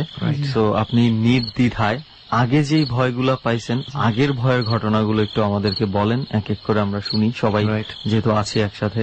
তো প্রথমে আমরা যেটা শুনেছিলাম ডট টিমের কাছে যে আপনার হয়তোবা কোনো এক রাতে বন্ধুর বাড়ি থেকে আসার সময় কিছু একটা ঘটনা আছে। তো এই ঘটনাটা কি ছিল একদম শুরু থেকে একটু শুনতে চাই আমরা। প্রথমে আমাদের একটু বলবেন যে ঘটনাটা কবে ঘটে এবং কোথায়? এই ঘটনাটা হচ্ছে 2013 এর ঘটনা। আমি তখন এইচএসসি পরীক্ষার্থী ছিলাম। তখন আমি আর এবং আমার ভাতিজা ছিল আমার সাথে, আমরা বাজারে গেছিলাম যে কোনো একটা কারণে। ওইখান থেকে ফিরতে ফিরতে আমাদের একটু রাত হয়ে যায়, 8:30 থেকে 9টা এর মধ্যে হবে। এমন সময় আমরা আসতেছি, তখন আমার একটা ফ্রেন্ড ছিল, ফোন দিয়ে বলল যে তারিকুল একটু আমাদের বাড়িতে একটু পড়ালেখা সম্বন্ধে একটু আলাপ করি। আচ্ছা। এরপরে আমি এবং আমার ভাতিজা দুজনেই গেলাম তাদের বাড়িতে। তখন ওদের বাড়িতে যে কথাবার্তা শেষ করলাম এবং শেষ করতে করতে রাত হয়ে যায়, 11:30 থেকে 12টার মধ্যে হবে। এবং গ্রামে, যেহেতু কোন গ্রামের কথা বললেন আপনি? গ্রামটা হচ্ছে বাগিয়া গ্রাম, এটা হচ্ছে গোপালগঞ্জ জেলার কাশিয়ানী থানা। আমরা গোপালগঞ্জ গিয়েছিলাম একবার, মনে আছে। এবং অনেক তো মানে প্রত্যন্ত এলাকা, রাত 11টা 11:30 মানে হচ্ছে বেশ ভালো গভীর রাত, ভালোই নীরবতা থাকে ওই সময়টাতে। নীরবতা থাকে। তারপর ওইখান থেকে আসতেছি, তখন বের হইলাম আমরা দুইজন, আমি এবং আমার ভাতিজা। ওখান থেকে বের হইয়া আসতে আসতে যে রাস্তা দিয়ে আসতে হয়, ওই রাস্তার পাশেই একটা স্কুল আছে। স্কুলের বিশাল একটা মাঠ আছে স্কুলের সামনে। ওই রাস্তা দিয়ে যাইতে গেলে একটু দেরি হবে আমাদের, আর যদি মাঠটা ক্রস করি সরাসরি তাহলে মাঠের পাশ দিয়ে রাস্তাটা। ওই মাঠের উপর দিয়ে যেতে যাচ্ছে। ওই মাঠের উপর দিয়ে গেলে হচ্ছে আমাদের দ্রুত যাওয়া যাবে, আর যদি রাস্তা দিয়ে যাই তাহলে একটু লেট হবে আর কি। এরপরে বিশাল একটা মাঠ স্কুলের, ওই মাঠের পাশ দিয়ে একটা রাস্তা। রাস্তার এবং ওইখানে আগে থেকেও জানতাম ওইখানে মানুষ ভয় পায় নাকি, আমাদের তখন একটু ভয় কাজ করতেছিল। মানে জায়গাটার কি আগে থেকে একটু বদনাম আছে? হ্যাঁ, আগে থেকে একটু মানুষ এখানে ভয় পায়। আমরা চিন্তা করলাম যে যেহেতু এখানে ভয় পায় মানুষ, সেহেতু আমরা যত দ্রুত যাইতে পারি এখান থেকে ততই আমাদের ভালো। এক সময় দেখলাম মাঠের মাঝামাঝি অবস্থানে যখন আমরা, তখন কিছু লোক ওইখানে বসা। হ্যাঁ, মাঠের মধ্যে বসা। তখন আমরা একটু সাহস পাইলাম যে অনেক লোক মানুষ যখন আছে, সেহেতু আর আমাদের কোনো সমস্যা হবে না। আমরা যখন হাঁটতে হাঁটতে যখন ওই মানুষগুলার কাছাকাছি অবস্থান করলাম, তখন দেখলাম মানুষগুলা যেদিকে বসা ছিল ওই দিক থেকে মানে আমাদের দিকে তাকাইছে, কিন্তু ওনাদের বডি একটুও ঘুরে নেই। মানে আসলে একটু আমাকে ক্লিয়ারলি বলেন তো, মানুষগুলো আপনারা যখন যাচ্ছিলেন দেখছিলেন প্রথম, মানুষগুলো কোন দিকে তাকিয়েছিল? আমরা সামনের দিকে যাইতেছি, ওনরাও ওইদিকে সামনের দিকে, আমাদের সামনের দিকেই দিক থেকে ছিল, পেছন থেকে। হ্যাঁ, মানে আমরা পিছন দিকটা আমরা দেখতে পাচ্ছিলেন। এমন সময় আপনারা যখন মোটামুটি কাছাকাছি গেলেন, আপনাদের শব্দ পেয়ে তারা ঘুরে তাকালো। হ্যাঁ, আমাদের শব্দ পেয়ে তারা ঘুরে তাকালো, কিন্তু শুধু ঘাটটাই ঘুরে। হ্যাঁ, শুধু মাথাটাই ঘুরছে, তার বডিটা পুরো স্ট্রং। বডিটা যেখানে ছিল সেখানেই, কিন্তু মাথাটা ঘুরে গেছে, একদম টোটাল ঘুরে গেছে। তারপরে আপনারা কি করলেন? পুরো পিছন দিকে চলে গেছে। তখন তো আমরা ভয়ে একবারে কি করব বুঝতেছি না, যে আমরা মানুষ দেখা আগাইলাম যে আমরা একটু সাহস পাবো, সেহেতু ওই মানুষগুলা দেখেই আমরা ভয় পেয়ে গেলাম। তখন আমরা কি করব চিন্তা করতেছি যে এখন কি সামনের দিকে যাব না পিছনের দিকে যাব, এইটা ভয়ে কাজ করতেছে। তখন আমরা মানে একটু আমাদের ভয়টা কমানোর জন্য আশেপাশে তাকাইতেছি যে অন্য কোন লোকজন আসতেছে কিনা। এবং আমরা ঘুরা পিছনের দিকে তাকাইলাম, যে আমাদের পিছনের দিকে যে অন্য কোন লোকজন আসতেছে কিনা। তখন দেখলাম যে কেউ আসতেছে না। তখন আমরা চিন্তা করলাম যে যেহেতু আসতেছে না, সেহেতু আমাদের দুজনেরই যে কোনো কিছু একটা করতে হবে।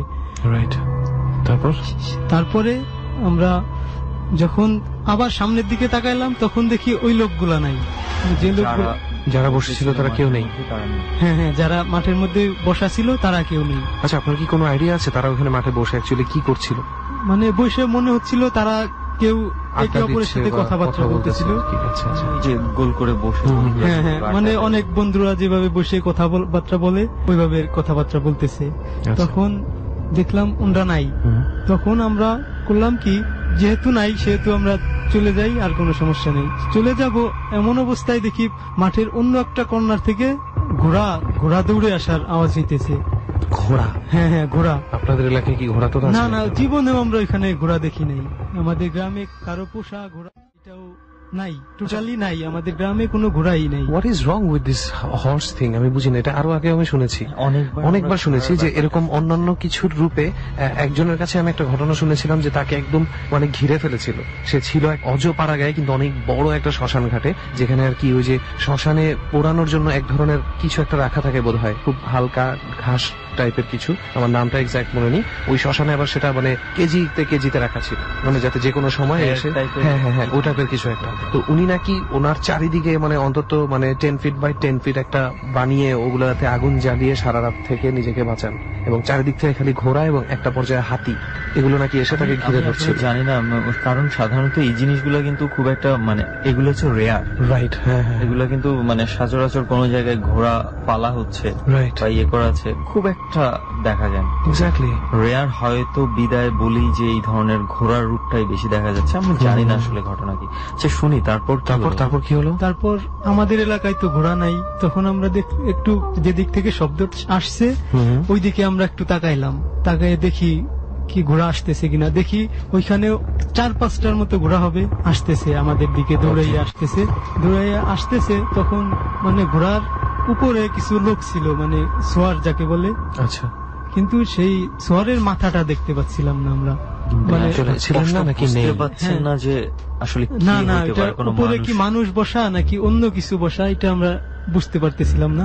আচ্ছা, এরপরে আমার ওই বাতিযাত্রা মাদ্রাসায় পড়ালেখা করছে, এই জন্য একটু সূরা টুরা জানে ও, আমাকে এবং সে নিজেও মানে কিছু সূরা টুরা পইরা মানে ফুদিল, নিজে গায়ে ফুদিল।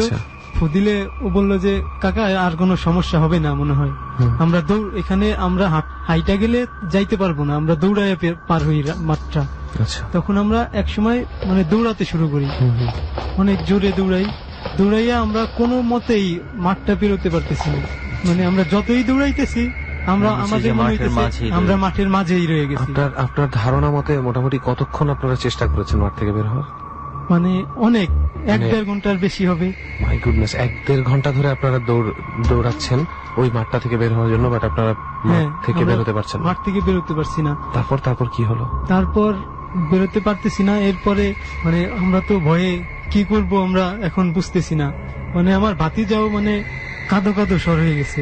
আচ্ছা, মানে কাঁদো এমন অবস্থায় আমরা হাঁটতেও পারতেছি না। তখন আর উপায় কিছু দেখছেন না যে কি করবেন আপনারা? 1-1.5 ঘন্টা দৌড়ানোর পরে একটা মানুষের তখনই ঘোড়াটা দেখতে পাচ্ছিলাম না, কিন্তু আমরা ওইটা দৌড়াইয়া আমরা মাঠটা পার হইতে পারতেছি না। আচ্ছা, তারপরে মনে হইলো যে এখন কি করার। এরপরে ও আবার ছোড়া টোড়া করতে লাগলো। এরপরে আবার মানে ওই ঘোড়াগুলা হঠাৎ করে দেখা যায় আবার নাই, দেখা যায় আবার নাই, এরকম কিছু মনে হইতেছে। এইভাবে করতে করতে এক সময় আমরা ওইখান থেকে এরপরে যে আমরা কি হই এটা আমরা জানি না। তারপরে অনেক মানে পরে আমরা জানতে পারি যে ফজরের আজানটা হয় যখন, তখন ওইখান দিয়ে আবার অনেক মানুষ মসজিদে যায়, নামাজ পড়ার জন্য মসজিদে যায়।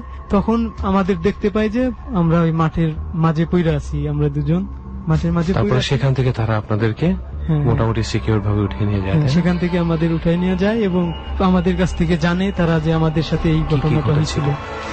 ঠিক আছে, এরকম মনে হয় আরো ঘটনা কি আপনার সাথে ঘটেছে? হ্যাঁ, আরো ঘটেছে। সেই ঘটনাটা একটু শুনি আমরা। হ্যাঁ, সেই ঘটনা হচ্ছে, এটা কি আপনার সাথেই ঘটেছে? না, এটা আমার সাথে ঘটে নাই, আমার মামার সাথে এই ঘটনাটা। তখন কি আপনি ছিলেন ওই সামনে ছিলেন ওই ঘটনার? হ্যাঁ, ওই ঘটনার সামনেই ছিলাম আমি। আচ্ছা, ঘটনাটা কবে আর কোথায় ঘটে?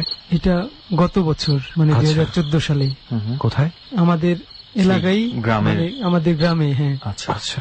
আমাদের গ্রামে সে মুর্শিদি গান অনেক পছন্দ করে। আচ্ছা, এবং কোথাও যদি মুর্শিদি গান হয় তাকে যে কোনো ভাবেই হোক সে সেখানে যাবেই। সে মামা মানে মুর্শিদি গান অনেক পছন্দ করে এবং সেখানে যায়, মুর্শিদি গান গায় সে। এবং একদিন আমাদের পাশের বাড়িতে একটা মুর্শিদি গান হচ্ছে, সেখানে আমরা গেছি, আমরা কয়েকজন আমার ফ্রেন্ড মিলে গেছি। আমার যে ভাতিজার কথা বললাম আগের ঘটনাটায়, সেও ছিলেন তখন। আপনার মামাও ছিলেন? হ্যাঁ, আমার মামাও ছিলেন। আচ্ছা, তখন মুর্শিদি গান হইতেছে, হঠাৎ মানে একটু বলি, পিছনে যাই আমি একটু। সে মানে আমার ওই মামার একটু সমস্যা ছিল কি, মাঝে মাঝেই তাকে মানে ওই জিন আসর করতো। হ্যাঁ, জিন বর করতো। এই জন্য মানে তখন উনি ওই গানের ভিতর থেকে হঠাৎ উনি বের হয়ে গেলেন, মানে বের হইলেন। আমরা যেহেতু জানি যে ওনার থেকে আগে থেকে কিছু ঘটে ওইরকম, মানে জিন টিন আসর করে, এই জন্য আমরাও একটু করলাম। শঙ্কিত। পেছন পেছন আপনারও হ্যাঁ, বেরোলেন। হ্যাঁ, আমরাও পিছন পিছনে ওনার বের হইলাম যে দেখি কোনো আবার ওইরকম কোনো প্রবলেম হইতে পারে হয়েছিল। হয়তো, এই জন্য আমরা বের হইলাম। আচ্ছা, তারপর এবং বের হয়ে দেখি সে ঘর থেকে বের হয়ে সোজা হাঁটতেছে। আচ্ছা। একটা তো যে আপনারা ডাকাডাকি করেন না? আপনারা ডাকেননি? হ্যাঁ, আমরাও তো ওনার পিছন পিছন হাঁটতেছি এবং ডাকতেছি তাকে, তাকে ডাকতেছি এবং সে আমাদের ডাকে কোনো সাড়া দিচ্ছে না। সে তার মতো হেঁটেই হ্যাঁ, সে যাচ্ছে। তার মতো হেঁটেই যাচ্ছে। আচ্ছা। এবং এক সময় আমরা তাকে ধরার জন্য দৌড় পর্যন্ত দিলাম, এবং তাও আমরা ধরতে পারতেছি না। আমাদের মনে হইতেছে সে আমাদের থেকে যতটুক দূরত্ব ছিল, আমরা যতই জোরে দৌড়াইতেছি অথবা জোরে হাঁটতেছি, সে ততটুক দূরত্বই আছে। সেও কি দৌড়াচ্ছে বা হাঁটতেছে জোরে? মানে সে তো হাঁটতেছে, মানে আচ্ছা। অনেক সে দ্রুত। মনে হচ্ছে নর্মাল ভাবে, হ্যাঁ, সে মনে হচ্ছে নর্মাল ভাবেই হাঁটতেছে, কিন্তু আপনারা কিন্তু আমরা ধরতে পারতেছি না। ওই হাঁটতে হাঁটতে সে একটা জঙ্গলের কাছাকাছি চলে যায় এবং সেই জঙ্গলের ভিতর ঢুকা পড়ে। জঙ্গলের ভিতর ঢুকা পড়ে আমরা যেহেতু 2-3 জন লোক ছিলাম, এই জন্য আর আমরাও মানে ওই জঙ্গলেও ভয় আছে জানতাম, আমরা আপনারা শুনেছি। সাহস করেন নাই ঢোকার? হ্যাঁ, আমরা ঢুকতে সাহস করি নাই ওই জঙ্গলে, আমরা ঢুকিও নাই। ওই আমরা ওখান থেকে ব্যাক করলাম, যেহেতু সে ওর ভিতরে গেছে, আমরা ভয়তে ঢুকি নাই। আমরা আইসা আবার মানে আমাদের ওইখানেই আবার তার মামা বাড়ি। আচ্ছা আচ্ছা। মানে তার মামাকে সহ আরো গ্রামের আরো অনেক লোকজন মানে আমরা ডাকলাম। মানে আপনারা মোটামুটি একটা লোকজন জড়ো করে তারপরে আবার জঙ্গলের দিকে রওনা দিলেন? হ্যাঁ, আমরা লোকজন জড়ো করে জঙ্গলের দিকে রওনা দিলাম। আচ্ছা। রওনা দিয়ে যাইয়া আমরা তাকে খুঁজলাম, যে জঙ্গলটা ঢুকছে ওই জঙ্গলের ভিতর দিয়ে আমরা অনেক খোঁজাখুঁজি করলাম, আচ্ছা। কিন্তু তাকে পাই নাই। এবং আমরা ডাকাডাকি যে করছি, কোনো সাড়া নেই? কোনো সাড়া নেই। আচ্ছা। সেহেতু তো আমরা অনেক মোটামুটি টেনশন নিয়ে আপনারা ফেরত আসলেন? আবার? টেনশন নিয়ে আমরা ওখান থেকে ফেরত আসলাম। আমরা ঘুমাতে চলে গেলাম এবং টেনশনে তো আসলে ঘুম ঘুম স্বাভাবিকভাবে স্বাভাবিকভাবে আসে না, ঘুম আসে না। এমন সময় রাত 2টা-3টার দিকে এই চালের উপরে মনে হইলো কি যেন একটা পড়লো, বিশাল মানে টিনের চালা তো। আচ্ছা আচ্ছা। ওই টিনের চালার কিছু উপর একটা পড়লে পড়েছে হ্যাঁ, চালে। কিছু একটা পড়েছে এবং অনেক শব্দ হয়েছে। Okay. বের হয়ে দেখি সে নিচে পড়া, মানে চাল থেকে মানে পুইরা ওই মামা, আবার আপনার মামা হ্যাঁ, হ্যাঁ, নিচে আমার পড়া। মামা ওই চালের নিচে পড়া। তার মানে কোন একভাবে তাকে চালের উপরে ফেলে দেওয়া হয়েছে, যেখান থেকে সে গড়িয়ে নিচে পড়ে হ্যাঁ, গেছে? হ্যাঁ, গড়িয়ে নিচে পড়ে গেছে। আচ্ছা। তখন মানে তাকে আমরা সুস্থ করলাম। সুস্থ করার পরে তার থেকে আমরা জানতে পারলাম যে সে যখন ওই বাড়িটায় গান করতেছিল, গানের মাঝেই মানে তাকে কেউ একজন তার নাম ধরে ডাকছিল। আচ্ছা আচ্ছা। যে কারণে সে হঠাৎ করে উঠে চলে গিয়েছিল? হ্যাঁ, মানে বাইরে থেকে ডাকছে? হ্যাঁ, হ্যাঁ, বাইরে থেকে ডাকছিল। মানে সে যেদিক থেকে ডাকে উনি সেই দিকে হাঁটতে থাকে এবং সে বলল যে আমরা তার পিছনে আমরা ছিলাম কি না ছিলাম, আমরা তাকে ডাকছি নাকি সে বলতে পারবে না। এটাও সে বলতে পারে না যে তখন তার সাথে কি হয়েছিল। এবং সেই ডাকটা ফলো করতে করতেই সে জঙ্গলে গিয়ে ঢোকে? হ্যাঁ, হ্যাঁ, সেই ডাকটা ফলো করতে করতেই সেই জঙ্গলে ঢুকলো। আচ্ছা। তারপর? এবং আমরা এরপরে যে আমরা বললাম যে অনেকে সবাই মিলে যে গেছে? সবাই মিলে যাইয়া ওইখানে ডাকাডাকি করছি। সে নাকি একবার নাকি আমাদের ওই ডাকটা সে ফলো করছিল, কিন্তু সে তখন আমাদের ডাক শুনতে পায় না এবং তাকে কি যেন একটা তাকে ওই গাছের উপরে উঠায় রাখছে। আচ্ছা, আটকায় রাখছে? হ্যাঁ, হ্যাঁ, গাছের উপরে রাখছে এবং সে আমাদের ডাকটা শুনছিল কিন্তু উত্তর দিতে পারে নাই। এবং যখন আমরা সেখান থেকে চলে আসলাম 2টা-3টার দিকে, সে শূন্যে ভাইসা আইসা ওই চালের উপরে পড়লো। মানে শূন্যে ভাইসে এসে মানে কি কোনো কিছু তাকে তুলে এনে ফেলেছে এরকম কিছু? হ্যাঁ, মানে তাকে মনে হইতেছে কি যেন তাকে ধরে আনতেছে, উড়াই নিয়ে আসতেছে, এমন কিছু তার মনে হয়েছিল, কিন্তু সে কিছুই দেখতে পাইতেছে। কিন্তু তাকে নিয়ে যাওয়া আবার রেখে যাওয়ার পেছনে কারণটা কি থাকতে পারে? তার ওই বললাম না যে তাকে আগে থেকেই এই যে প্রায় তাকে এই ঘটনাগুলো করা হয়, তাকে হঠাৎ করে তার উপর এইভাবে এমনও আছে তাকে কিছু কিছু সময় মানে সে হাঁটতেছে, একটা বাড়িতে যাইতেছে, তখন সে আবার বিড়ি সিগারেট যেটা বলে ওটা খাইতে যাইতেছে, তখন ওই একটা লোকের সাথে, পরিচিত লোকের সাথে দেখা হইলো তার। সেই পরিচিত লোকটা বললো কি সিগারেটটা ফেলে দে। আচ্ছা। যখন সে সিগারেটটা ফেলে দিল তখন ওই পাশে পুকুর ছিল, ওই পুকুরের ভিতরে নিয়ে তাকে চুবাইতো, এমনও তার সাথে ঘটতো। এই জন্য মানে ওই কোন এক পরিচিত লোকের বেশ ধরে এসে আগুনটাকে জাস্ট তার কাছ থেকে সরানো হতো, তারপরে তাকে টর্চার করা হতো। হ্যাঁ, হ্যাঁ, শুনেছি যে আগুন সাথে থাকলে নাকি কিছু করতে পারে না এরা, এই জন্য। তো যাই হোক, এইটা হচ্ছে আপনার এই ঘটনাটা ছিল আপনার মামার ঘটনা যেটা। হ্যাঁ, হ্যাঁ, হ্যাঁ, এটাই আমার মামার ঘটনা। তো অনেক ধন্যবাদ। তো যাই হোক তারেক ভাই, কেমন লাগলো তোর আই থিঙ্ক এক্সপেরিয়েন্স ওই মামার?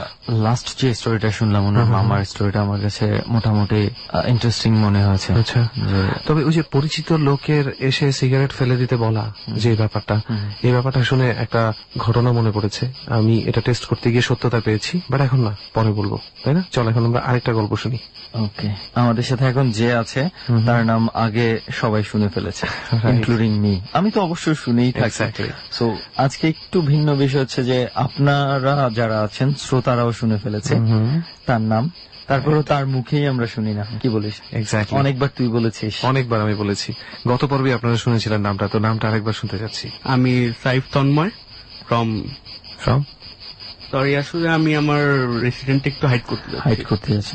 Alright, no problem at all. আসলে এই ধরনের ঘটনাগুলো অনেক সময় আমরা, আপনি যদি রেগুলার লিসনার হয়ে থাকেন তাহলে আপনি জানেন যে আমরা কোনো একটা বাসায় গিয়েছিলাম এবং তারা আমাদেরকে নাম ঠিকানা কিছুই বলতে দেয়নি, এই ধরনের রেস্ট্রিকশন গুলো থাকে। তো আমরা চাই না যে কারো মানে রেসিডেন্ট অ্যাড্রেস রিভিল করে তাদের ব্যক্তিগত লাইফে কোনো ধরনের কোনো প্রবলেম ইন্টারফারেন্স ঘটাতে। সো আপনি এটা হাইড রেখেও বলতে পারেন। আমরা মূল ঘটনাটা জানতে চাই, তাহলে আমরা তন্ময় শুরু করছি কোন ঘটনাটা দিয়ে? জি, অ্যাকচুয়ালি আমি লাস্ট যে কুরবানি ছিল, কুরবানি ঈদের ভ্যাকেশনে আমরা total family members Saint Martin গিয়েছিলাম। 2014 এর ঘটনা এটা। অ্যাবসলিউটলি। তো সেইখানে আমার বেশ কিছু, মানে শুধুমাত্র আমি না, আমরা মোটামুটি অনেকেই এই জিনিসটা ফিল করি। সেটা হচ্ছে আমরা সেন্ট মার্টিনের যে জায়গাটায় ছিলাম সেটা মোটামুটি সেন্ট মার্টিন মেইন বাজারটা থেকে অলমোস্ট 2 কিলোস অর 2.5 কিলোস দূরে হবে। আচ্ছা, তো সেখানে আমরা যখন যাই সেই এরিয়াটা ছিল একটু অন্যরকম এন্ড সব দিক থেকে আলাদা। কিরকম একটু আলাদা কেন মনে হচ্ছে? মানে অনেক বড় একটা প্রজেক্ট নিয়ে ওইখানকার রিসোর্টটা, রিসোর্টটা মোটামুটি একেবারে ছাড়া প্লাস নিরিবিলি। ছাড়া বলতে সব টোটাল এরিয়া থেকে একটু আলাদা করা, একটু আলাদা করা। আচ্ছা আচ্ছা। এখন এখানে প্রশ্ন হচ্ছে, ডেফিনেটলি অনেকের মনে প্রশ্ন জাগবে, রিসোর্টটার নামটা শোনার জন্য খুব আগ্রহী আছে, বাট আমরা একটু বলে রাখি এটাও আমরা বলতে পারি না। রিসোর্টের নামটা কিছুতেই আমরা, আপনি চাইলেও আমরা রিসোর্টের নামটা দিতে পারবো না। এই ধরনের পাবলিক প্লেস গুলোর নাম আমরা বলি না কেন, একটা জেনারেল ভয় ধরে যেতে পারে মানুষের, বা একটা আতঙ্ক সৃষ্টি হতে পারে। We don't want that. So আমরা কন্টিনিউ করি, এরপরে ওখানে কি হয়? তো ওইখানে আমরা টোটাল ফ্যামিলি মেম্বার্স যাই। তো ওইখানে একটা স্পট ছিল যেটা হচ্ছে আপনার ওয়াচ টাওয়ারের মতো। আচ্ছা, বিশাল বড়। তো ওইখান থেকে দাঁড়ায় আপনি এক্স্যাক্টলি সমুদ্রটা খুব কাছ থেকে দেখতে পারবেন। তো আমরা ওইখানে ফ্যামিলি মেম্বার্সরা যাই অ্যাজ ইউজুয়াল। আমরা রাতে একটা পার্টি থ্রো করি, এন্ড সেই পার্টিতে আমার এক টিচার ছিল, উনি আমাদের সাথে গিয়েছিলেন। উনি আর কি গিটার প্লে করে। তো আমরা মজা করছি, ফান করছি। যখন মানে সব পার্টি অলমোস্ট ডান, তো সবাই চলে গেছে। চলে যাওয়ার পর আমি আর আমার টিচার ছিলাম শুধুমাত্র ওইখানে। তো আমি জাস্ট পার্টি চলাকালীন সময় মানে আমার মনে হচ্ছিল যে ওয়াচ টাওয়ারের পেছনে 2টা দরজা আছে বড় বড়, কিন্তু দরজার কোনো নেই আর কি, জাস্ট মানে কোনো দরজা নেই, জাস্ট শেপটা আছে। তো আমার মনে হচ্ছিল যে 8 থেকে 10 বছর বয়সী একটা মেয়ে ফ্রক পরা, জাস্ট তার শ্যাডোটা, 2টা দরজা ছিল পাশাপাশি, তো একটা দরজা দিয়ে উকি দিচ্ছে, আবার মনে হচ্ছে যে পাশের দরজাটা দিয়ে উকি দিচ্ছে। আপনি কি মানে এটা দেখতে পাচ্ছেন নাকি আপনার ফিলিংস হচ্ছে এরকম? আমি অলমোস্ট বেশ কয়েকবার মানে যখন ফিল হচ্ছিল তখন মানে হ্যালুসিনেশন মনে করে ওটা পাত্তা দিইনি, কিন্তু কয়েকবার আমি পেছনে তাকাই এবং কয়েকবার আমার চোখে এই জিনিসটা ধরা পড়ে। আচ্ছা, তো এই জিনিসটা আমি হ্যালুসিনেশন মনে করে স্কিপ করে যাই। দেন আমি আর আমার টিচার যখন ওইখানে জাস্ট গিটার প্লে করছিলাম এন্ড গান করছিলাম, তো তখন আমার টিচার নিজেও এই জিনিসটা ফিল করে যে কোন একটা বাচ্চা মেয়ে হয়তো বা এদিক ওদিক উকি দিচ্ছে। তো উনি আর তেমন কিছু বলে নাই আমাকে বললো যে চলো সাইফ আমরা চলে যাই। দেন আমরা ওইখান থেকে চলে যাই, এন্ড উনি জাস্ট এই কথাটা আমাকে পরের দিন সকালে বললো যে আমি তো অ্যাকচুয়ালি এরকম একটা জিনিস ফিল করেছি, তো মানে এই জন্য আমরা চলে আসছি। আমি কিন্তু এই কথাটা তাকে কখনোই বলি নাই যে আমিও সেম একটা জিনিস ফিল করেছি। আচ্ছা আচ্ছা। তার পরের দিন রিসোর্টের মধ্যে আবার আমার ফ্যামিলি মেম্বার্সরা জাস্ট মহিলারা ছিল, আর আমরা যারা ছিলাম তারা দেখে গেছে যে ওয়াচ টাওয়ারে বসে সন্ধ্যার দিকে মেবি আড্ডা দিচ্ছিলাম। আচ্ছা। তো সাডেন আমাদের রিসোর্ট থেকে প্রচুর পরিমাণ চিৎকারের আওয়াজ পাওয়া যায় মহিলাদের গলা। মানে আমি আসলে ঠিক বুঝিনি, মানে মহিলারা আলাদা ছিলেন ভিতরে? মহিলারা ছিলেন হচ্ছে রিসোর্টের ভিতরে। Okay, and you guys were in the watch tower. Watch tower. আপনারা ওয়াচ টাওয়ার থেকে শুনতে চিৎকার পেলেন শুনতে ওখানে চিৎকার চেঁচামেচি হচ্ছে। প্রচুর চিৎকার করছে, মানে মনে হচ্ছে যে মানে somebody attack them, আচ্ছা, আচ্ছা। like that। তো আমরা তো জাস্ট শক ছিলাম যে কিছুক্ষণ আগে অবশ্য একটা ডাবওয়ালা ছেলে ডাব নিয়ে দা নিয়ে ভেতরে গেছে। তো আমি Oh my চিন্তা God. করলাম যে সে কি আবার অ্যাটাক করলো কিনা, এই জন্য আমরা সব ছেলেরা মিলে যখন দৌড়ায় রিসোর্টের দিকে গেলাম। বাট আশ্চর্যের বিষয় হচ্ছে এইটা যে রিসোর্টে কেউ চিৎকার করছে না, কেউ কোনো কিচ্ছু না, এভরিথিং ইজ নর্মাল। এভরিথিং মানে এই জিনিসটা আমাদের কাছে উইয়ার্ড। আপনারা কতজন মিলে শুনেছেন চিৎকারটা? Almost 5-6 members. 6 জন একসাথে ভুল শুনতে পারে না। রাইট। আর ওনাদেরকে যে জিজ্ঞেস করেননি যে ওনাদেরকে চিৎকার যে চেঁচামেচি করেছিল কিনা ওরা? ওনাদেরকে যে জিজ্ঞাসা করবো, ওনারা তো একজন ঘুমাচ্ছে, একজন আচ্ছা। রান্না করছে, অ্যাজ ইউজুয়াল সবকিছু নর্মাল, মানে খুব স্বাভাবিকভাবে ওনারা। আচ্ছা, ওই ছেলেটা কি ওখানে ছিল যে ডাবওয়ালা ছেলের কথা? হ্যাঁ, আপনি ও তো অ্যাজ ইউজুয়াল ডাব কেটে খাওয়াচ্ছে তাদের, সব সবকিছু। স্বাভাবিক। আচ্ছা, বাট আমরা 6 জনই একই জিনিস শুনলাম এন্ড আমরা দৌড়াই গেলাম, বাট কিছুই দেখলাম না। ওকে, দেন ওইখান থেকে আবার ওই দিন রাতের একটি স্টোরি। ওই দিনও দেখা গেছে যে আমাদের সাথে ওইখানকার একজন স্থানীয় ছেলে ছিল, নামটা না বলি, ফাইন। তো ওইখানকার একজন স্থানীয় ছেলে ছিল, ও আমাদের সাথে ছিল অ্যাজ আ কেয়ারটেকার। তো দেখা গেছে যে ও আমরা যে রুমটার মধ্যে থাকতাম রিসোর্টের ভেতর, তো ওই রুমটার ভেতর ও জাস্ট বসেছিল। এন্ড সেন্ট মার্টিনে কারেন্টের খুব বেশি সমস্যা। তো দেখা গেছে যে আমরা জেনারেটরটা তো আর সবসময় চালায় রাখতে পারতাম না, তো কিছু কিছু সময় চালায় রাখতাম। তো ওই সময়টা অন্ধকার ছিল, জেনারেটরটা বন্ধ ছিল। তো দেখা গেছে যে আমরা জাস্ট যে রুমটায় থাকি সেই রুমটায় ও বসা ছিল। আমরা যখন রুমের ভেতর ঢুকবো দেখলাম যে ও খুব ভয় পেয়ে মানে বেরোয় আসতেছে। কেন বেরোয় আসতেছে না, আমরা জাস্ট আস্ক করলাম যে কেন তুমি বেরোয় আসতেছো? তো পরে ও বললো যে ভাই আমি তো আসলে জানালার পাশে বসা ছিলাম, তো আমার মনে হলো যে জানালার ভেতর দিয়ে কেউ আমাকে হাত ঢুকাই দিছে, আমাকে ধরার জন্য। জানালাটা খোলা ছিল গরমের জন্য, তো জানালার যে গ্রিল আছে সেই গ্রিল দিয়ে হাত ঢুকাই দিছে তাকে ধরার জন্য। সে হাতটা দেখে বিছানা থেকে লাফ দিয়ে দৌড়াই, সে হাতটা দেখতে পেয়েছে। হ্যাঁ, এইরকম বেশ কিছু স্টোরিজ মানে হয়েছিল। আর আরেকটা হয়েছিল তার পরের দিন রাতে মেবি আমরা ঠিক ওয়াচ টাওয়ারটার পেছনে আওয়াজ পাই যে খুব বেশি পরিমাণ নয়েজ হচ্ছে, এত অতিরিক্ত পরিমাণ। ওই দিনও আমরা সবসময়কার মতো গান করছিলাম।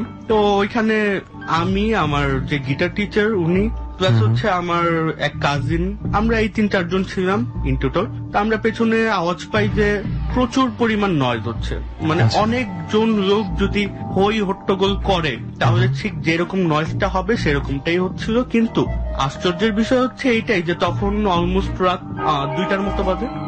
তো 2টার সময় এইরকম নয়েজ করার কখনোই কথা এইরকম একটা এলাকায়, ডেফিনেটলি, যেটা কিনা সেন্ট মার্টিন মেইন শহর থেকে মোটামুটি 2 কিলোর মতো দূর। Right. So and you guys once again didn't see any, কিছু ছিল না?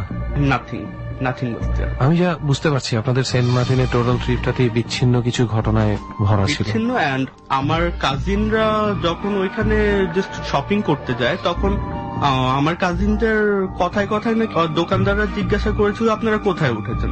তো তখন আমার কাজিন যখন অ্যাড্রেসটা দেয় তখন ওরা স্থানীয় লোকজন কিছু বলেছিল যে মানে আপনারা যে উঠেছেন না জেনেই উঠেছেন, তো আপনারা যত দ্রুত সম্ভব ওইখান থেকে চলে যান। সেন্ট মার্টিনের কথা শুনে আসলে সাইফ তানমার যে ঘটনা শুনলাম, সেন্ট মার্টিনের আমার একটা ঘটনা মনে পড়ছে। আমার একটা ফ্রেন্ড ছিল, তার নাম হচ্ছে জয়িতা। তো সে উইথ হাজবেন্ড, মানে তারা আরো কয়েকজন মিলে তারা একটা ট্রিপে গিয়েছিল সেন্ট মার্টিনে। তো ওখানে সেন্ট মার্টিনে গেলে কাপলরা থাকে, তো অনেক ছবি তোলা হয়। ওদের সাথে একটা কাপল ছিল, ওর হাজবেন্ডের ফ্রেন্ড ছিল আর কি। আচ্ছা আচ্ছা। তো ওখানে অনেক ছবি তোলা হয়েছে এবং ওখানে কাপলরা কিছু রোমান্টিক ছবি তুলে, যেই ফ্রেমে সাধারণত এই দুজনেই থাকে। রাইট। তো ওরা এমন বেশ কিছু ছবি তুলেছে তাদের ডিজিটাল ক্যামেরায়, এবং দেখেছে ছবিগুলো দেখেও তারা খুব খুশি হয়েছে। তো ঢাকায় এসে তো ওরা ছবিগুলো যখন প্রিন্ট করার পর সবচেয়ে আশ্চর্যের বিষয় হচ্ছে বেশ কয়েকটা ছবিতে তৃতীয় কোনো মানুষের উপস্থিতি পেয়েছে এবং স্পষ্ট বোঝা যাচ্ছে এটা একটা থার্ড পার্সন ওখানে ছিল, কিন্তু সেই ফ্রেমে কারো থাকার মতো কথা ছিল না। আমি অবশ্য জয়িতার সাথে আমি ছবিটা দেখতে চেয়েছিলাম, কিন্তু যে এই ছবিটা তুলে এনেছে তার ওয়াইফকে এই ঘটনাটা জানানো হয়নি। তার ওয়াইফ যদি এই ঘটনাটা জানে, তৃতীয় পক্ষের উপস্থিতিটা একটা মানে মেয়ের ছবি ছিল, তার আকর্ষণটা ওই লোকের ওয়াইফের প্রতি ছিল, ওই মেয়েটা। আচ্ছা, তো তার ওয়াইফ যেন ভয় না পায় বা কোনো ধরনের কোনো কিছু যেন না হয়, বুঝতে তো সেই জন্য ছবিটাকে ডিস্ট্রয় করে ফেলেছে। ওনাকে আর এই ঘটনাটা জানতে দেয়া হয়নি। আমরা অনেক পত্র পত্রিকায় কিংবা আমরা ইন্টারনেটেও দেখেছি এই ধরনের ছবির ঘটনার কথা শুনেছি, কিন্তু খুব কাছের মানুষের সাথে এই ধরনের I would love to see that picture. Somehow আমরা কি ছবিটা জোগাড় করতে পারি না? আমি ছবিটা জোগাড় করে, মানে of course we will blur the original faces, right? আমি খুব চেষ্টা আমি করেছিলাম, চাচ্ছি সেই থার্ড পার্সনটাকে দেখতে, who is that person? কিন্তু আর ওই ছবিটাকে তারা সংরক্ষণই করেনি। এটা কেউ করে না, এই সংরক্ষণটা কেউ করে না। আমরা একজনের কাছে স্টোরি শুনেছিলাম, এই যে ছবি নিয়ে একটা ঘটনা, তারা ছবি তুলেছিল এবং মেয়েটা নিজের সেলফি নিজে তোলে। সে মেয়েটার নাম সুলতানা, আমার এখনো মনে আছে। নিজের সেলফি নিজে তোলার পরে সে নিজের ছবি দেখে নিজেই ভয় পেয়ে যায়, এত নাকি ভয়ঙ্কর ছিল তার তাকানোটা। কিন্তু সে কখনোই ওভাবে তাকায়নি, ওভাবে ছবি তোলার চেষ্টা করেনি। এবং সবচেয়ে মজার ব্যাপার হচ্ছে সে স্ক্রিন থেকে ছবিটা সরানোর চেষ্টা করছে, মোবাইল বন্ধ না করা পর্যন্ত ছবিটা সরেনি কোনোভাবেই। তারপরে ডিলেট না করে একটা মানুষ কোথায় যাবে? নিজের কাছে এমন একটা জিনিস কেউ নিয়ে রাখতে পারে না। That's why we lose it. আমরা সেন্ট মার্টিনে আসলে কি, সেন্ট মার্টিনে যখন সবাই ঘুরতে যায়, সেন্ট মার্টিন সম্পর্কে এরকম কিছু হতে পারে আমাদের ধারণায় থাকে না, রাইট? কিন্তু কিছু না কিছু তো হয়তো বা আছে। তার মানে এই না যে সেন্ট মার্টিনে শুধু এগুলোই ঘটে। সেন্ট মার্টিনে আমরা অনেক সময় গিয়ে অনেক সময় কাটিয়েছি। সত্যি কথা বলতে কি সুমন দোস্ত, আমি চিন্তা করছি যদি এরকম কিছু থাকেও, ইজ ইট ব্যাড? এখন এই মুহূর্তে যারা আমাদেরকে ক্ষতি করা হয়, দ্য থিং ইজ দেখ, তুই চিন্তা কর, এখন এই মুহূর্তে যারা ডর শুনছে, তারা কেন শুনছে? গভীর রাতে ভূতের একটা অনুষ্ঠান একা কেন শুনছে? ইচ্ছে করে ভয় পাওয়ার জন্য। Because we love fear, right? We love to be. না, আমি এটা বলতে চাচ্ছি সবাই যেন আবার সেন্ট মার্টিনে এটাই ঘটে মনে করে বলতে জায়গা এরকম যেন মনে না করে। আমি সেন্ট মার্টিনে এই পর্যন্ত অনেকবার গিয়েছি, দুই একবার একটু ব্যতিক্রম ঘটনা ছাড়া কখনোই কিছুই ঘটেনি সেন্ট মার্টিন। এবং সেন্ট মার্টিনের সত্যিকারের ভয়ঙ্কর অবস্থান হচ্ছে কক্সবাজার থেকে সেন্ট মার্টিনে যাওয়ার পথটা, সেটা হচ্ছে সবচেয়ে ভয়ঙ্কর। তার চেয়ে মজার ঘটনা হচ্ছে সেন্ট মার্টিনের এত সুন্দর ন্যাচারাল বিউটি আছে, সেই বিউটি দেখার জন্য আপনি যে কোনো ধরনের ইগনোর করতে পারেন। তন্ময় ভাই, এরকম আরো কিছু কি ঘটেছে সেন্ট মার্টিনেই? Or did you get any solution? ওই ফ্রক পরা মেয়েটা কে ছিল আদৌ? নো, জাস্ট আমরা ওই অতটুকুই ইনফরমেশন পেয়েছিলাম যে মানে ওই এরিয়াটা মোটামুটি একটা রেস্ট্রিক্টেড এরিয়া, এন্ড ওই এরিয়াটা মানে এই ধরনের জিনিস হয়, a little bit spooky, সবাই জানে আর কি। এন্ড আরেকটা জিনিস হচ্ছে যে মানে ওইখানকার মানে আগের স্টোরি গুলোর বিষয় জানতে চেয়েছিলাম একজন স্থানীয়র কাছে, তো ওনারা জাস্ট বলেছিল যে ওইখানে নাকি অবস্থা এমন ছিল কোন একটা সময় যে জিন আর মানুষ নাকি ওনারা মানে পাশাপাশি বসবাস করতো। তো লাইক দেখা গেছে যে মানে পাশাপাশি ঘর, মানে ওনারা আর কি সারি রোদ দিয়ে রাখছে, এমনকি দেখা গেছে জিনরাও নাকি সারি রোদ দিয়ে রাখছে। মানে এরকম কিছু কিছু স্টোরি, এরকম কিছু মিথ আছে আর কি। এটা আমরা মিথই বলতে পারি বেটার, যে একটা সময় এখানে জিন মানুষ একসাথে অ্যাজ ফ্রেন্ডস, অ্যাজ নেইবার্স থাকতো। যাই হোক, এটা আমাদের কাছে মনে হয় না এটা বিলিভেবল হবে, বিকজ মেবি এখনো কিছু কিছু এক্সিস্ট করে, but who knows, we never know. যাই হোক, আমরা মনে হয় একটা স্টোরির পিছনেই অনেকগুলো সময় দিয়ে দিয়েছি। তন্ময় ভাই, আপনার কি এই ধরনের আরো কোনো এক্সপিরিয়েন্স আছে? এই ধরনের এক্সপিরিয়েন্স বলতে কক্সবাজারে ছিল একটা, এটা মানে আমি ভয়ের স্টোরি বলবো না, এটা আমার খারাপ লাগা একটি স্টোরি বলবো, সেটাই অ্যাকচুয়ালি মানে ডিসাইড করতে পারছি না। বাট স্টোরিটা এমন ছিল যে 2005 or 6 এর দিকে আমরা ফ্যামিলি ট্রিপে কক্সবাজার গিয়েছিলাম। আচ্ছা, ওইখানে কোন একটা পপুলার পয়েন্টে আর কি, পয়েন্টটার নাম না বলি, বিচের যে পয়েন্ট গুলা বেশ কিছু পয়েন্ট আছে, তো সেই পয়েন্টটার নাম না বলি, তো ওইখানে গিয়েছিলাম। তো রাতে অলমোস্ট 12টা-1টার দিকে আমি বিচে যে খাটগুলো থাকে ওইখানে রেস্ট করছিলাম, এরকম বিচে যে খাটগুলো থাকে ওইখানে রেস্ট করছিলাম এরকম। তো হঠাৎ আমি দেখি যে একটা মেয়ে আসলো ওইখান, আপনার কোথা থেকে আসছে আমি সেটাও খেয়াল করিনি, জাস্ট আমার সামনে এসে জাস্ট আমাকে জিজ্ঞাসা করছে যে কয়টা বাজে, একটু কাইন্ডলি দেখলে ভালো হয়। দেন আমি দেখলাম, দেখে তাকে টাইমটা বললাম। দেন আমি দেখছি যে মানে সে নিজেই আমার সাথে গল্প করছে, কথা বলছে উইলিংলি। কথাবার্তা বলার পর দেন আমরা ওইখান থেকে উঠে যাই। আমি চলে যাব হোটেলে, এরকম একটা ইচ্ছা ছিল। তো আমি মানে তার সাথে সাথে হাঁটতে হাঁটতে কখন যে ঝাউবনের কাছাকাছি চলে গেছি আমি বলতে পারি না। আচ্ছা আচ্ছা। তো আমার মানে আমি লাইক হিপনোটাইজের মতো হয়ে গেছিলাম এন্ড তাকে ফলো করতে করতে ঝাউবনের কাছাকাছি চলে এবং গেছি। ডিউরিং দ্য ফলো আপনার কি কথা হচ্ছিল তার সাথে? হ্যাঁ, জাস্ট এমনিতে Casual talk. ফর্মাল চ্যাটিং, আচ্ছা, যে আচ্ছা। মানে কোথায় পড়া হয়, কোথায় থাকা হয়, কোথায় লাইক দ্যাট। তো হোয়াট ডিড শি সে? কোথায় সে পড়ে বা কি কোথায় থাকে? সে আমাকে কোয়েশ্চেন করছিল, বাট আচ্ছা। আমি তাকে কোয়েশ্চেন করার মতো সময় পাইনি। আচ্ছা আচ্ছা। তো জাস্ট কথা বলতে বলতে আমার সেন্স আসে যখন কিনা ওইখানকার কোস্ট গার্ড আপনার টর্চ দিয়ে যখন ঘোরাঘুরি করছিল টর্চ, তো টর্চের আলোটা আমার চোখে পড়ে। তো আচ্ছা। তখন আমি মানে আমার সেন্স আসে এন্ড আমি তখন চিন্তা করলাম যে আমি যে ঝাউবনে যাচ্ছি, তো সে হয়তো বা ডাকাতও হতে পারে, মানে আমাকে নিয়ে যাচ্ছে ওইখানে ঝাউবনের ভেতর নিয়ে, হয়তো বা আমার মোবাইল ছিনতাই করবে, যা কিছু আছে রেখে দিয়ে আমাকে কোন একটা ক্ষতি করতে পারে। রাইট। দেন আমি তাকে ইগনোর করে দিয়ে মানে তাকে তার কাছ থেকে মানে বিদায় কষ্ট নিলেন। করেই বিদায় নিয়ে চলে গেলাম।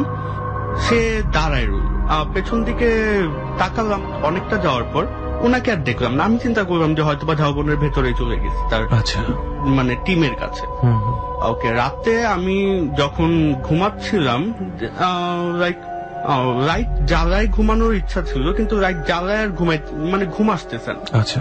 লাইটটা যখন অফ করে দিলাম, এটা আমার কানের কাছে কে যেন বলতেছে যে তুমি কেন ভেতরে আসলা না, তুমি কেন দেখলা না। আর আমি হচ্ছে গিয়ে জাস্ট ঘুমে স্বপ্নে দেখতেছিলাম যে মেয়েটা বসা ঝাউবনের সাথে হেলান দিয়ে, আচ্ছা। আর তার পাশে ঠিক তারই লাশ, কি তার পাশে? তার পাশে তার লাশটা, সে বসা সেম কাপড়, God. যেই কাপড়ে আমি তাকে দেখেছি Oh আর তার my সাথে goodness. কথা বলেছি।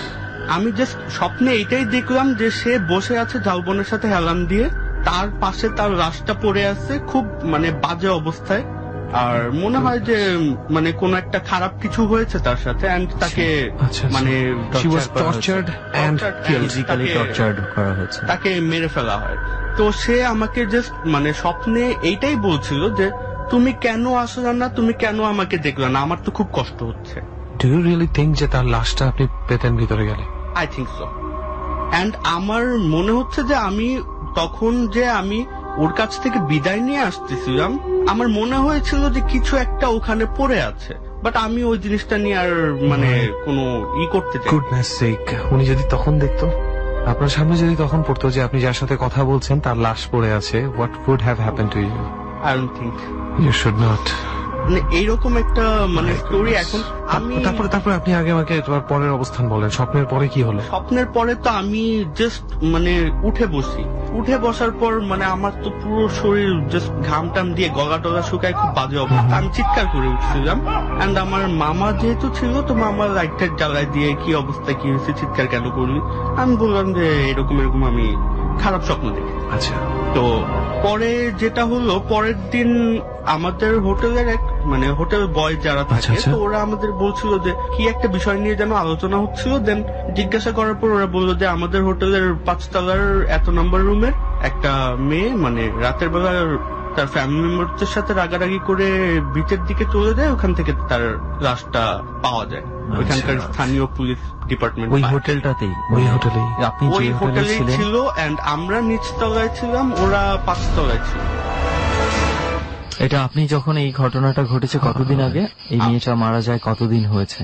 আমি আমার সাথে ওই মেয়েটার যখন দেখা হয় সেই দিনই ওই মেয়েটা মানে রাগ করে সন্ধ্যার দিকে মেবি বের হয়ে যায় তার ফ্যামিলি। আচ্ছা আচ্ছা, মানে আপনি বলতে চাচ্ছেন যেই রাতে আপনার সাথে তার দেখা হয় সেদিন সন্ধ্যায় সে হোটেল থেকে বের হয়ে আসে।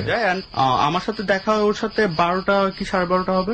ওকে, দিস ইজ সামথিং ডিফারেন্ট। মানে সে কিন্তু আত্মারূপে এসে মানে যাকে তখন পেয়েছে তাকে নিয়ে যাওয়ার চেষ্টা করেছে যে প্লিজ সামবাডি, মনে আছে যে আমরা আমার লাশটা নিয়ে যাও। ওই ঘটনাটার কথা যে নিজে লাশ খবর দেওয়ার কথা বলেছিল, মাত্র আমরা পেয়েছিলাম। সেই দারোয়ানের ফোন নাম্বার আমরা জোগাড় করব, সার্চ করেই যাচ্ছি আমরা এবং পেয়ে যাব আশা করছি। এন্ড আমার কাছে এই জিনিসটাই খারাপ লাগলো, মানে পরে চিন্তা করলাম যে একটা হৃদয় বিতারক স্টোরি ছিল, তারপরও আবার মানে হয়তো বা এই জিনিসটা দেখলে মানে পুলিশও কিছু প্রবলেম করতে পারতো Right. বা এরকম কিছু। Very তো true. এই জন্য মানে আর আপনি আর ঘাটান নিয়ে ব্যাপারে এ ব্যাপারে ঘাটানোর কোনো প্রয়োজন নেই। ইট ওয়াজ এ গুড ডিসিশন, যদিও হ্যাঁ হৃদয় বিদারক দিক থেকে চিন্তা করতে গেলে আপনার যাওয়া উচিত ছিল, but not all situation is the same. তো যাই হোক, অসাধারণ একটা এক্সপেরিয়েন্স শুনলাম তন্ময় ভাই, সিরিয়াসলি। এন্ড এই ধরনের জানি না মানুষের থাকতে পারে কিনা এর পরেও experience, but do you? I have lot, but মানে সময় স্বল্পতার কারণে তো আর সব শেয়ার করা যাচ্ছে না। মেবি অথবা আজকে আমরা আরো কয়েকটা শুনি, দেন ওকে। সো নেক্সট যে স্টোরিটা বলতে যাচ্ছি সেটা আমার সাথেই ঘটা। আমি বর্তমানে যে এরিয়াটায় থাকছি সেই এরিয়াতেই almost 2 years or 3 years ago আমরা একটা বাসায় থাকতাম। আচ্ছা, তো সেই বাসাটায় মানে এত বেশি পরিমাণে আমি কিছু ফিল করেছি যেটা কিনা আমি এর আগে কখনোই করি নাই। কি ধরনের ফিলিংস বলতে? যেটা আমি ফিল করতাম, আমার ওই সময় বই পড়ার খুব অভ্যাস ছিল, রাত জেগে বই পড়তাম। আচ্ছা, তো আমি যেখানে শুতাম সেখান থেকে অ্যাঙ্গেল করে আমাদের বারান্দাটা দেখা যেত। ডাইনিং এর সাথে একটা বারান্দা ছিল, তো বারান্দাটা দেখা যেত। আচ্ছা, তো আমি প্রায় সময় বারান্দা একটা চেয়ার ছিল, তো রাতে 2টা-2:30টার দিকে আমি খেয়াল করতাম যে ওখানে একটা মাঝ বয়সী মেয়ে আচ্ছা, তো বসে আছে। জাস্ট আমি এটাকে মানে অনেকক্ষণ বই পড়ছি এই জন্য একটা রাতে হ্যালুসিনেশন মনে করে এটাকে এত বেশি কেয়ার করতাম না। ওকে। আচ্ছা তন্ময় ভাই, এই স্টোরিটা নিয়ে আরেকটু আগানোর আগে আমি আরেকটু ক্লিয়ার হই, যে খানের ঘটনাটা বলছেন, যে জায়গাটা আর কোথায় ওই মেয়েটাকে আপনি দেখতেন, এই টোটাল ব্যাপারটা আরেকবার একটু ক্লিয়ার করে বলবেন, যে আপনাদের বাসাটা কোথায় ছিল, ওই মেয়েটাকে আপনি কোথায় দেখতেন, একটু লোকেশন ওয়াইজ। ওকে, লোকেশন ওয়াইজ হচ্ছে আমার যে বেডরুমটা ছিল, মানে আমি যে রুমটাতে থাকতাম, আচ্ছা, আমার বেডটা ছিল হচ্ছে ঠিক আমার রুমের দরজার পাশে। আচ্ছা, মাঝখানে ড্রয়িং ডাইনিং, ডান দিকে ওয়াশরুম পড়বে, আর বরাবর হচ্ছে আমাদের বারান্দাটা পড়বে। আচ্ছা, তো ওইখানে একটা চেয়ার দেওয়া ছিল, তো ওই চেয়ারে আমি প্রায় সময় এই জিনিসটা খেয়াল করতাম, বাট এটাকে আমি জাস্ট ইগনোর করে দিতাম, যে অনেক সময় হয়তো বা চোখের ভুল হতে পারে। ওখানে একটা মেয়ে বসে থাকতো ওই চেয়ারে, ওই চেয়ার আপনাদের বাসার ভিতরে, আমাদের বাসার ভেতরে। and you didn't care about that? না, আমি জাস্ট চিন্তা করতাম যে অনেকক্ষণ ধরে বই পড়ছি, তো লাইটের একটা ফ্লিকশন হতে পারে, এটা আমি এই জিনিসটাকে খুব বেশি একটা কেয়ার করতাম। মানে আপনি ধরে নিতেন যে আপনি যেহেতু অনেকক্ষণ ধরে বইয়ের জগতের ভিতরে অনেক বেশি ইনভলভ হয়ে আছেন, it is some kind of illusion that's working, তাই না? হ্যাঁ, এটা মাঝে মাঝে হয়, আমি একটু মানে বোঝানোর জন্য বলছি, শ্রোতা বন্ধুরা অনেক সময় মনে করতে পারে যে এটা আবার কিভাবে সম্ভব, বাট এটা সত্যি কথা যে বইয়ের মান যদি সেরকম হয়, এক্সাম্পল দিই, সমরেশ মজুমদারের গর্ভধারিণী বইটা যখন আমি পড়েছি, তো ওটা ফার্স্ট পড়ার পরে যখন আমার প্রায় শেষের দিকে, তখন আমার মা আমাকে হঠাৎ করে উঠে বলে, একটু দোকানে যাও, চা পাতা নিয়ে আসো, চা খেতে হবে। আমি যখন চা নিতে বাইরে যাচ্ছিলাম, তখন আমার মনে হচ্ছিল যে কি ব্যাপার, বরফ পড়ছে না কেন? এতক্ষণ তো বরফ পড়ছিল, কারণ কাহিনীটা সমরেশ মজুমদার লিখেছিলেন নেপালের দিক থেকে হিমালয়ে ওঠার পথের একটা কাহিনী। সো সত্যিকারের ভাবে আমরা যখন বই পড়ি, সত্যি ইনভলভ হতে পারলে the feelings is like that, seriously এমন হতে পারে। So thank you very much for explaining the fact. আমিও এইটাও থিঙ্ক করতাম, বাট যখন আমি মানে পুরোপুরি ফিল করলাম যে না, এটা তো অ্যাকচুয়ালি ইলিউশন না, এটা হচ্ছে maybe something exist over there, সেটা সেই স্টোরিটা ছিল এরকম যে আমি একদিন রাতে ঘুমাচ্ছি, আচ্ছা, ঘুমানোর সময় আমি জাস্ট স্বপ্নে দেখছি যে আমার ঠিক ওই বেডটাই দেখছি, এন্ড আমি যেই পজিশনে শুয়ে আছি ঠিক সেই পজিশনটাই দেখছি। ওকে, বাট আশ্চর্যজনক বিষয় হচ্ছে যে আমার ঠিক পাশে ওই মেয়েটা, মানে আধা শোয়া অবস্থায় যদি কেউ কোনোই বালিশের উপরে রেখে মাথা হাতের উপর দিয়ে, জি জি জি, এই টাইপের মানে একটা পজিশনে সে শুয়ে আছে, এন্ড আমার মাথায় বিলি কেটে দিচ্ছে, আর আমি সোজা হয়ে শুয়ে আছি, একেবারে মানে যেটাকে বলে মানে স্ট্রেট সোজা হয়ে শুয়ে আছি। আচ্ছা, তো আমি স্বপ্নে দেখছি যে আমি নড়তেও পারছি না, কিছুই করতে পারছি না, বাট সে আমার মাথায় বিলি কেটে দিচ্ছে। তো যখন এই জিনিসটা দেখলাম, তখন আমি বুঝতে পারছি যে এটা আসলে কোনো মানুষ না, কিন্তু আমি কিছুই করতে পারছিলাম না। পরে স্বপ্নে আমি, আপনার কাছে কেন মনে হচ্ছিল, যেহেতু আপনি স্বপ্নই দেখছিলেন, স্বপ্নে একটা মেয়েকে বা একটা ছেলেকে আমরা যে কোনো পজিশনে দেখতে পারি, ওয়াই ডিড ইউ ফিল যে এটা মানুষ না? সে অ্যাকচুয়ালি মানে আমার কেন যেন মনে হচ্ছিল, আসলে আমি You just don't know. বলতে পারি না এটাই হয় কেন স্বপ্নে। মনে হচ্ছে। সো দেন আমি এরকম একটা পজিশনে ওকে দেখে আমি জাস্ট মনে করছিলাম যে এটা মানুষ না। দেন স্বপ্নের মধ্যেই 3বার আয়াতুল কুরসি পড়ি। তো আয়াতুল কুরসিটা পড়ার পরে সে মানে সাডেন সে ভ্যানিশড হয়ে যায়, এন্ড ভ্যানিশ হওয়ার পর আমি তো সোজা হয়ে শুয়ে আছি, তো আমার মুখের উপরে তার জাস্ট ফেসটা আসতেছে, আবার সাথে সাথে ভ্যানিশ হয়ে যাচ্ছে, আবার তার মুখের ফেসটা খুব ভয়ানক ভাবে রেগে আছে, এই এক্সপ্রেশন নিয়ে আপনার সামনে আসছে, এমন জাস্ট তার ফেসটা, আর কিছু না, তার কোনো বডিও না, কিছু না। স্বপ্নের মধ্যে আমি জাস্ট এটা দেখছি, তো তার ফেসটা আমার মুখের সামনে এসে আবার চলে যাচ্ছে। তখন এই অবস্থায় আমার ঘুমটা ভেঙে যায়, এন্ড ঘুমটা ভেঙে যাওয়ার সাথে সাথে মানে আমার মানে এখনো চিন্তা করলে খুব ভয় করে, যেটা হচ্ছে যে আমি সেম পজিশনে ওই মেয়েটাকে দেখলাম আমার বালিশের উপরে, জাস্ট সে কুনুইটা রেখে আমার মাথায় বিলি কেটে দিচ্ছে। তখন তো স্বপ্নে দেখেছি, এখন বাস্তব দেখছি। তার চাহনিটা কেমন ছিল? তার চাহনিটা একদম সিম্পল, একেবারে মানে nothing to be afraid of. সে খুব কোল্ড ভাবে, নরমাল ভাবে সে আমার মাথায় বিলি কেটে দিচ্ছে। এন্ড যেটা আমি স্বপ্নের প্রথম পার্টে দেখি, ঠিক সেটাই, আমার মাথায় বিলি কেটে দিচ্ছে খুব স্মুথলি। এন্ড ঘুম থেকে উঠে দেখার পরে আমি তো আমার জাস্ট মনে পড়লো যে আমি স্বপ্নে 3 বার আয়াতুল কুরসি পড়েছিলাম। আমি ওই সময় 3 বার আয়াতুল কুরসি পড়ি এন্ড আমার চোখ দুটা বন্ধ করি। তো বন্ধ করার পর দেখি যে আমার শরীরে তখন কিছুটা মানে শক্তি পাই, এন্ড আমি অন্যদিকে ঘুরে ঘুমায় থাকি। জাস্ট এরকম একটি স্টোরি হয়েছিল। আই ওয়াজ জাস্ট থিঙ্কিং যে আমি আপনার নার্ভ এর ব্যাপারটা আমি চিন্তা করছিলাম, আপনার সাথে যেই খাটে শুয়ে এরকম একটা ঘটনা ঘটেছে, ওই খাটেই আপনি অন্যদিকে ফিরে শুয়ে পড়লেন। আপনার কি কোনো রকম আতঙ্ক কাজ করেনি ভিতরে? আমি জাস্ট ঘুম থেকে উঠেছি এন্ড আমিও বুঝলাম না যে কেন আমার পরের দিন আমি যখন রিয়েলাইজ করলাম যে আমার ভেতরে কোনো ভয় কেন কাজ করলো না, আমার ভেতর কোনো জ্বরটা কেন কাজ করলো না, যে আমার সাথে এমন কিছু একটা হলো। বাট মানে আমি তারপর ওইটাকেও খুব একটা করিনি। আই এম জাস্ট শকড যে আপনার নার্ভের ব্যাপারে। এবং আরেকটা জিনিস, যে আপনি স্বপ্নে যেটা দেখেছিলেন ওটাই কিন্তু হয়েছে, ওইটাই হয়েছে। এর পরের অংশটা আপনি স্বপ্নে যেটা দেখেছিলেন সেটা যদি হতো তখন কি হতো? যে তার ফেসটা বারবার আপনার সামনে আসছে এবং চলে যাচ্ছে। What is that happen? ওইটা দেখার আগেই মেবি আমি ঘুমিয়ে পড়েছিলাম, আর এইটাই হচ্ছে আমার মানে ভয়টা কম পাওয়ার হয়তো বা একটা কারণ হতে পারে। কারণ তার বিভীষিকা রূপটা কিন্তু সেই মানুষ বলি আর যাই বলি, সেই রাগান্বিত রূপটা কিন্তু বাস্তবে আপনি আর দেখেননি, সেটা শুধুমাত্র স্বপ্নেই সীমাবদ্ধ ছিল। এক্স্যাক্টলি সেটাই। লাকি গাই। এই মেয়েকে নিয়ে রিলেটেড কি আর কোনো কিছু ঘটেছে? এটা নিয়ে মোটামুটি অনেকখানি ঘটেছে, যেটা হচ্ছে যে এর মাঝখানে আরেকটা জিনিস দেখেছিলাম, যেটা হচ্ছে যে ওই রুমটার পাশে অবশ্য আমার মামা থাকতো। আচ্ছা। আমার মামি ওই সময় প্রেগনেন্ট ছিল। ওকে। তো মামি জব করতেন একটা বাইরে একটা প্রাইভেট ফার্মে। তো সে জব থেকে একদিন হঠাৎই মানে বাসায় আসে, আসার পর মানে তাকে কিছুটা অ্যাবনর্মাল মনে হচ্ছিল, মানে তার বিহেভিয়ারে সবকিছুতে। ওই দিন আবার আমার নানু বাসায় ছিল। আমার মামি আসার কিছুক্ষণ পরেই আমার নানুর প্রচুর পরিমাণ শরীর অসুস্থ হয়ে যায়, দেন মামিও শুয়ে পড়ে।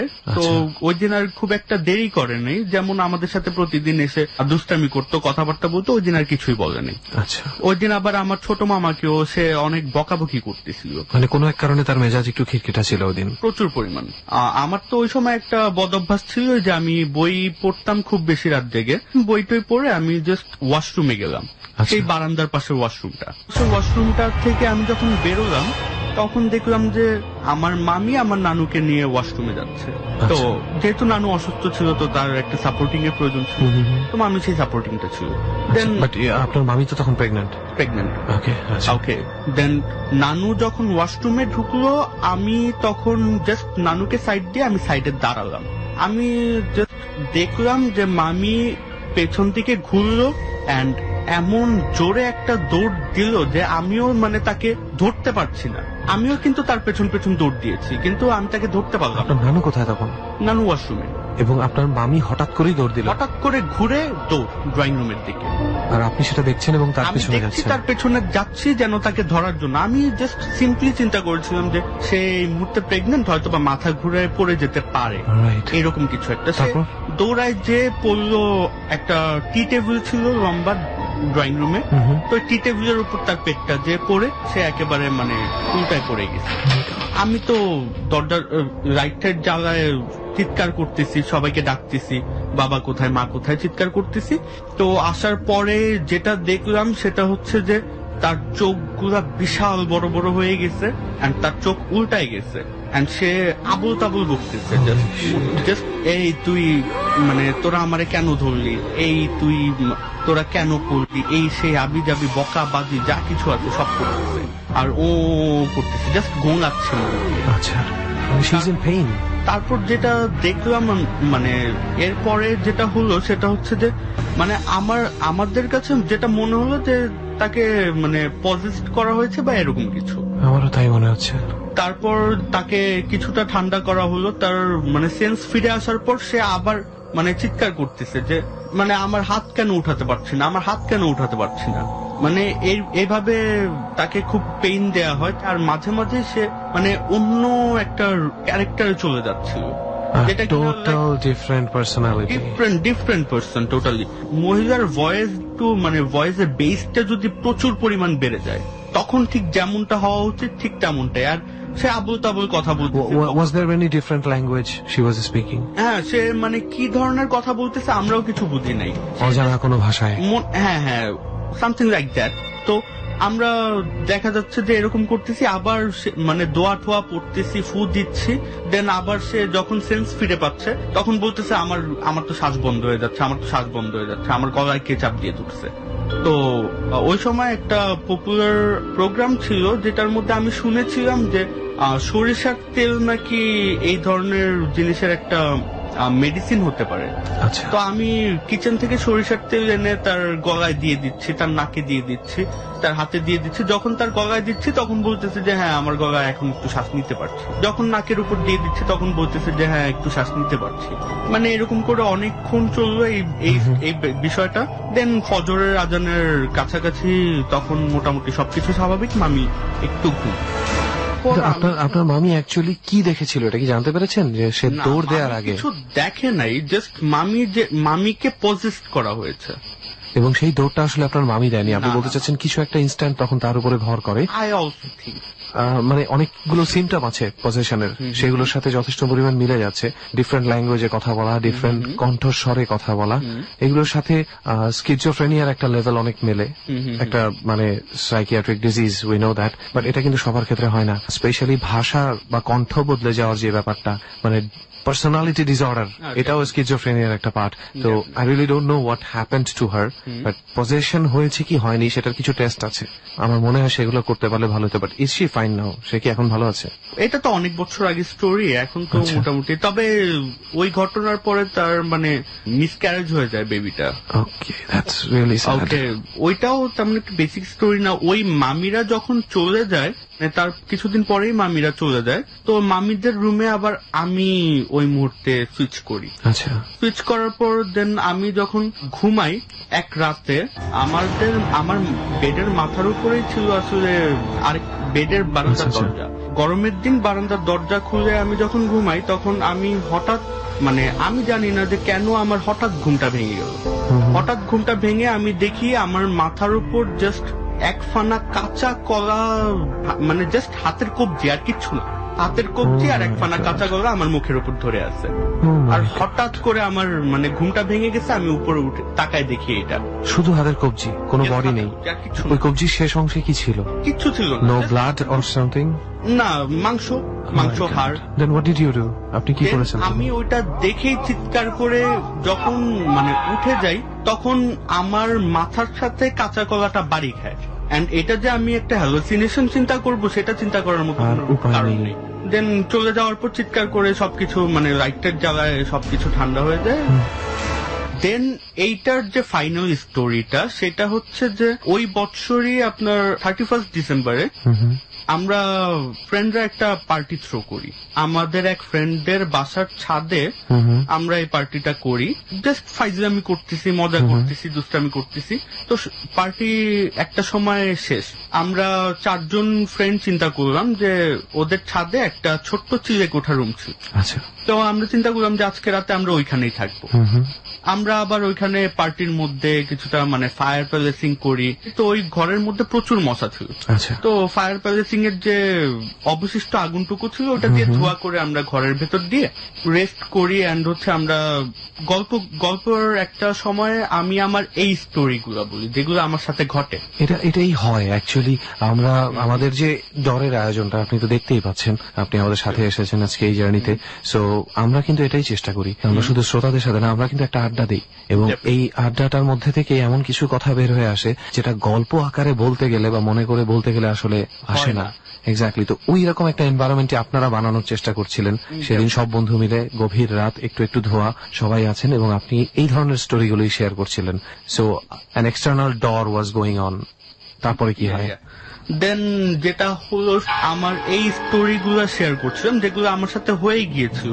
যখন আমি ওই মেয়েটার স্টোরিটা বললাম যে আমার মুখের উপরে এসে এই করতেছিল, মানে জাস্ট ভ্যানিশ হয়ে যাচ্ছিল, তো তখন মানে আমার এক ফ্রেন্ড একটা মানে একটু দুষ্টামি করে একটা ব্যাড কমেন্ট করে আর কি। আচ্ছা আচ্ছা আচ্ছা। এই গল্পের থ্রুতে ওকে। যখন ব্যাড কমেন্ট করে তখন মেবি বাজে হচ্ছে আপনার 3টা অথবা এরকমই। ওকে। তো ওই আমরা যে ফ্রেন্ডের বাড়ির ছাদে গিয়েছিলাম, তো সেই বাড়ির ছাদে আবার মুরগি পালতো। তো ওই রাত 3টার সময় হঠাৎ যখন ও ব্যাড কমেন্টটা করে তখন সাথে সাথে একটা মুরগি ডাক দেয়। আচ্ছা। আমার ফ্রেন্ডটা যখন ব্যাড কমেন্ট করে তখন আমি তাকে বোঝানোর জন্য বিষয়টা আবারও বলে যখন স্টোরিটা শেষ করলাম, সাথে সাথে আমাদের যে ফায়ার প্লেসিং ছিল, তো ওইটা নিয়ে আমি রুমের ভেতর চলে আসছিলাম মশা তাড়ানোর জন্য। তো ওইটা আমাদের থেকে অলমোস্ট 2 থেকে 3 হাত দূরে ছিল। ওকে। এন্ড শেষ করার সাথে সাথে সাডেন আঘাত পোড়া একটা কাঠ ছিল, তো ওইটা আমার পায়ের উপর মানে উড়ে চলে আসে। 2-3 হাত দূর থেকে সেটা আপনার থ্রো করলো। আচ্ছা। জাস্ট মনে হচ্ছে কেউ ওই জ্বলন্ত কাঠটা আমার পায়ের উপর থ্রো। আমি তো জাস্ট লাফায় উঠে সাথে সাথে দরজাটা বন্ধ করে দিই এন্ড লাইটটা জ্বেলে দিই। আচ্ছা। আর যখন লাইটটা জ্বালাই তার পরপরই যেটা ফিল করি আমরা সবাই, যে বাইরে মনে হচ্ছে যে ঝড় তুফান প্রচুর পরিমাণ হচ্ছে। মুরগি অনেক ডাকাডাকি করছে, মানে প্রচুর মুরগি ডাকছে, কুকুর ডাকছে। এদিকে আবার টিনের দরজা কেউ জাস্ট লাগাচ্ছে খুলছে। দেন ছাদের উপর কিছু গাছ ছিল, ওগুলো মনে হচ্ছে যে একেবারে বাঁকা হয়ে পড়ে যাচ্ছে। বাইরের থেকে কেউ আমাদের দরজা নক করছে। আপনাদের দরজা নক করছে কেউ? আমাদের দরজা পর্যন্ত নক। এন্ড হচ্ছে ছাদের মধ্যে মনে হচ্ছে যে অনেক মানুষ দৌড়াচ্ছে, অনেক মানুষ, লাইক 8-10 জন মানুষ যদি কন্টিনিউয়াসলি পাগলের মতো দৌড়াদৌড়ি করে, ছোটাছুটি করে, তো এরকম করে। কিন্তু ওই ছাদে তো আপনারা 4-5 জন ছাড়া আর কেউ ছিল না? আমরা আমাদের যে চিলে কোঠার দরজা সেটাও বন্ধ করে দিই, প্লাস হচ্ছে সবাইকে নামায় দিয়ে আমরা ছাদের যে গেটটা সেটাও বন্ধ করে দিই। এন্ড সেটাও টিনের ছিল, সেটা কেউ টোকা দিচ্ছে, কেউ আমাদের রুম চিলে কোঠার দরজা টোকা দিচ্ছে। মানে তারপর আপনারা কি করলেন তখন ওই মুহূর্তে? বিচ্ছিরি অবস্থা। দেন আমরা তো যে যা সূরা দোয়া টোয়া পারি সব করতে থাকলাম। পড়ার পরে যখন ফাইনালি ফজরের আজানটা দিল, তখন জাস্ট আল্লাহু আকবার যখন শুনলাম অনেক দূর থেকে, সবকিছু হঠাৎ করে হঠাৎ as usual normal, মানে সবকিছু নর্মাল যেমনটা ছিল। কোনো ঝড় নাই, কোনো টোকা নাই, কোনো কুকুরের আওয়াজ নাই, কোনো দরজার আওয়াজ নাই, কিছু না, এরকমই ছিল অবস্থা। এতগুলো ছেলে মিলে একসাথে গল্প করছিলেন, তো তারপরেও যদি এই ধরনের ভয়ঙ্কর কিছু ঘটে, হু ইজ সিকিউরড ম্যান? যাই হোক, এত ভয়ঙ্কর কিছু ঘটনা আপনার কাছে শুনলাম, এন্ড সবচেয়ে বেশি যেটা কি বলবো, যে আমি অবাক হয়েছি আপনি খুব বেশি কানেক্টেড এগুলোর সাথে। সবচেয়ে বড় কথা কি Suman, he is a person যে কিনা হ্যালুসিনেশন, ইলিউশন সবকিছু পার করে তারপরে চিন্তা করে যে কি হতে পারে। তারপরে কি আপনার কোন এরকম কোন এক্সপেরিয়েন্স মনে হয় কি আর কিছু থাকতে পারে না? মনে হয় পরে মানুষের আরো কিছু এক্সপেরিয়েন্স থাকতে পারে। আমি আসলে একটা কোয়েশ্চেন যদি করতে চাই অন্তত আপনাদের কাছে এন্ড আমাদের লিসেনার্সদের কাছে, কিরকম, যে যদি এমনটা হয় যে কেউ আপনার সামনে একটা মানুষের বডি ছিঁড়ে ফেলছে, মানে কি বললেন আপনি? মানে ছিঁড়ে ফেলছে মানে হোয়াট ডু ইউ মিন? অথবা যদি এমনটা হয় যে একজন মরা মানুষ এসে আপনার কাছে ডিম ভাজা, আমাকে একটু ডিম ভাজা দে, আমি খাবো, তখন বুঝলাম না কি বলতে যাচ্ছেন আপনি। Believe it or not, fear does exist. ডর মানে ভয়। এখানেই আজকের মতো দাঁড়ি ডরে, কিন্তু অনেক বড় একটি প্রশ্নবোধক চিহ্ন রেখে দিল তন্ময়। ভয়ের অদ্ভুত একটা বিষয় হচ্ছে, ভয় আমরা যেসব জিনিসে পাই সেখানে কোনো যৌক্তিক সমাধান থাকে না। একটি মৃত মানুষ আপনার সামনে এসে কোনো খাবার চাইছে, কিংবা আরেকজন মানুষ আরেকটি মানুষকে টেনে হিচড়ে ছিঁড়ে ফেলছে, এমন দৃশ্য হলিউডের ছবিতে কিংবা ভৌতিক ছবিতেই মানায়। কিন্তু তন্ময়ের জীবনে কি এসব ঘটনা ঘটেছিল? বা তন্ময় কেন এমন ঘটনা বা এমন প্রশ্ন একেবারে শেষের দিকে এসে ছুড়ে দিল? এই দুটো প্রশ্নের উত্তর মিলবে আগামী পর্বে। ডরের 31তম পর্বে সবাইকে স্বাগত জানিয়ে আজকের মতো শুভরাত্রি জানাচ্ছি আমি আরজে কিবরিয়া এবং আমার সঙ্গে যারা ছিল রেহান ও সুমন এবং একই সাথে লোবানের পক্ষ থেকে শুভরাত্রি।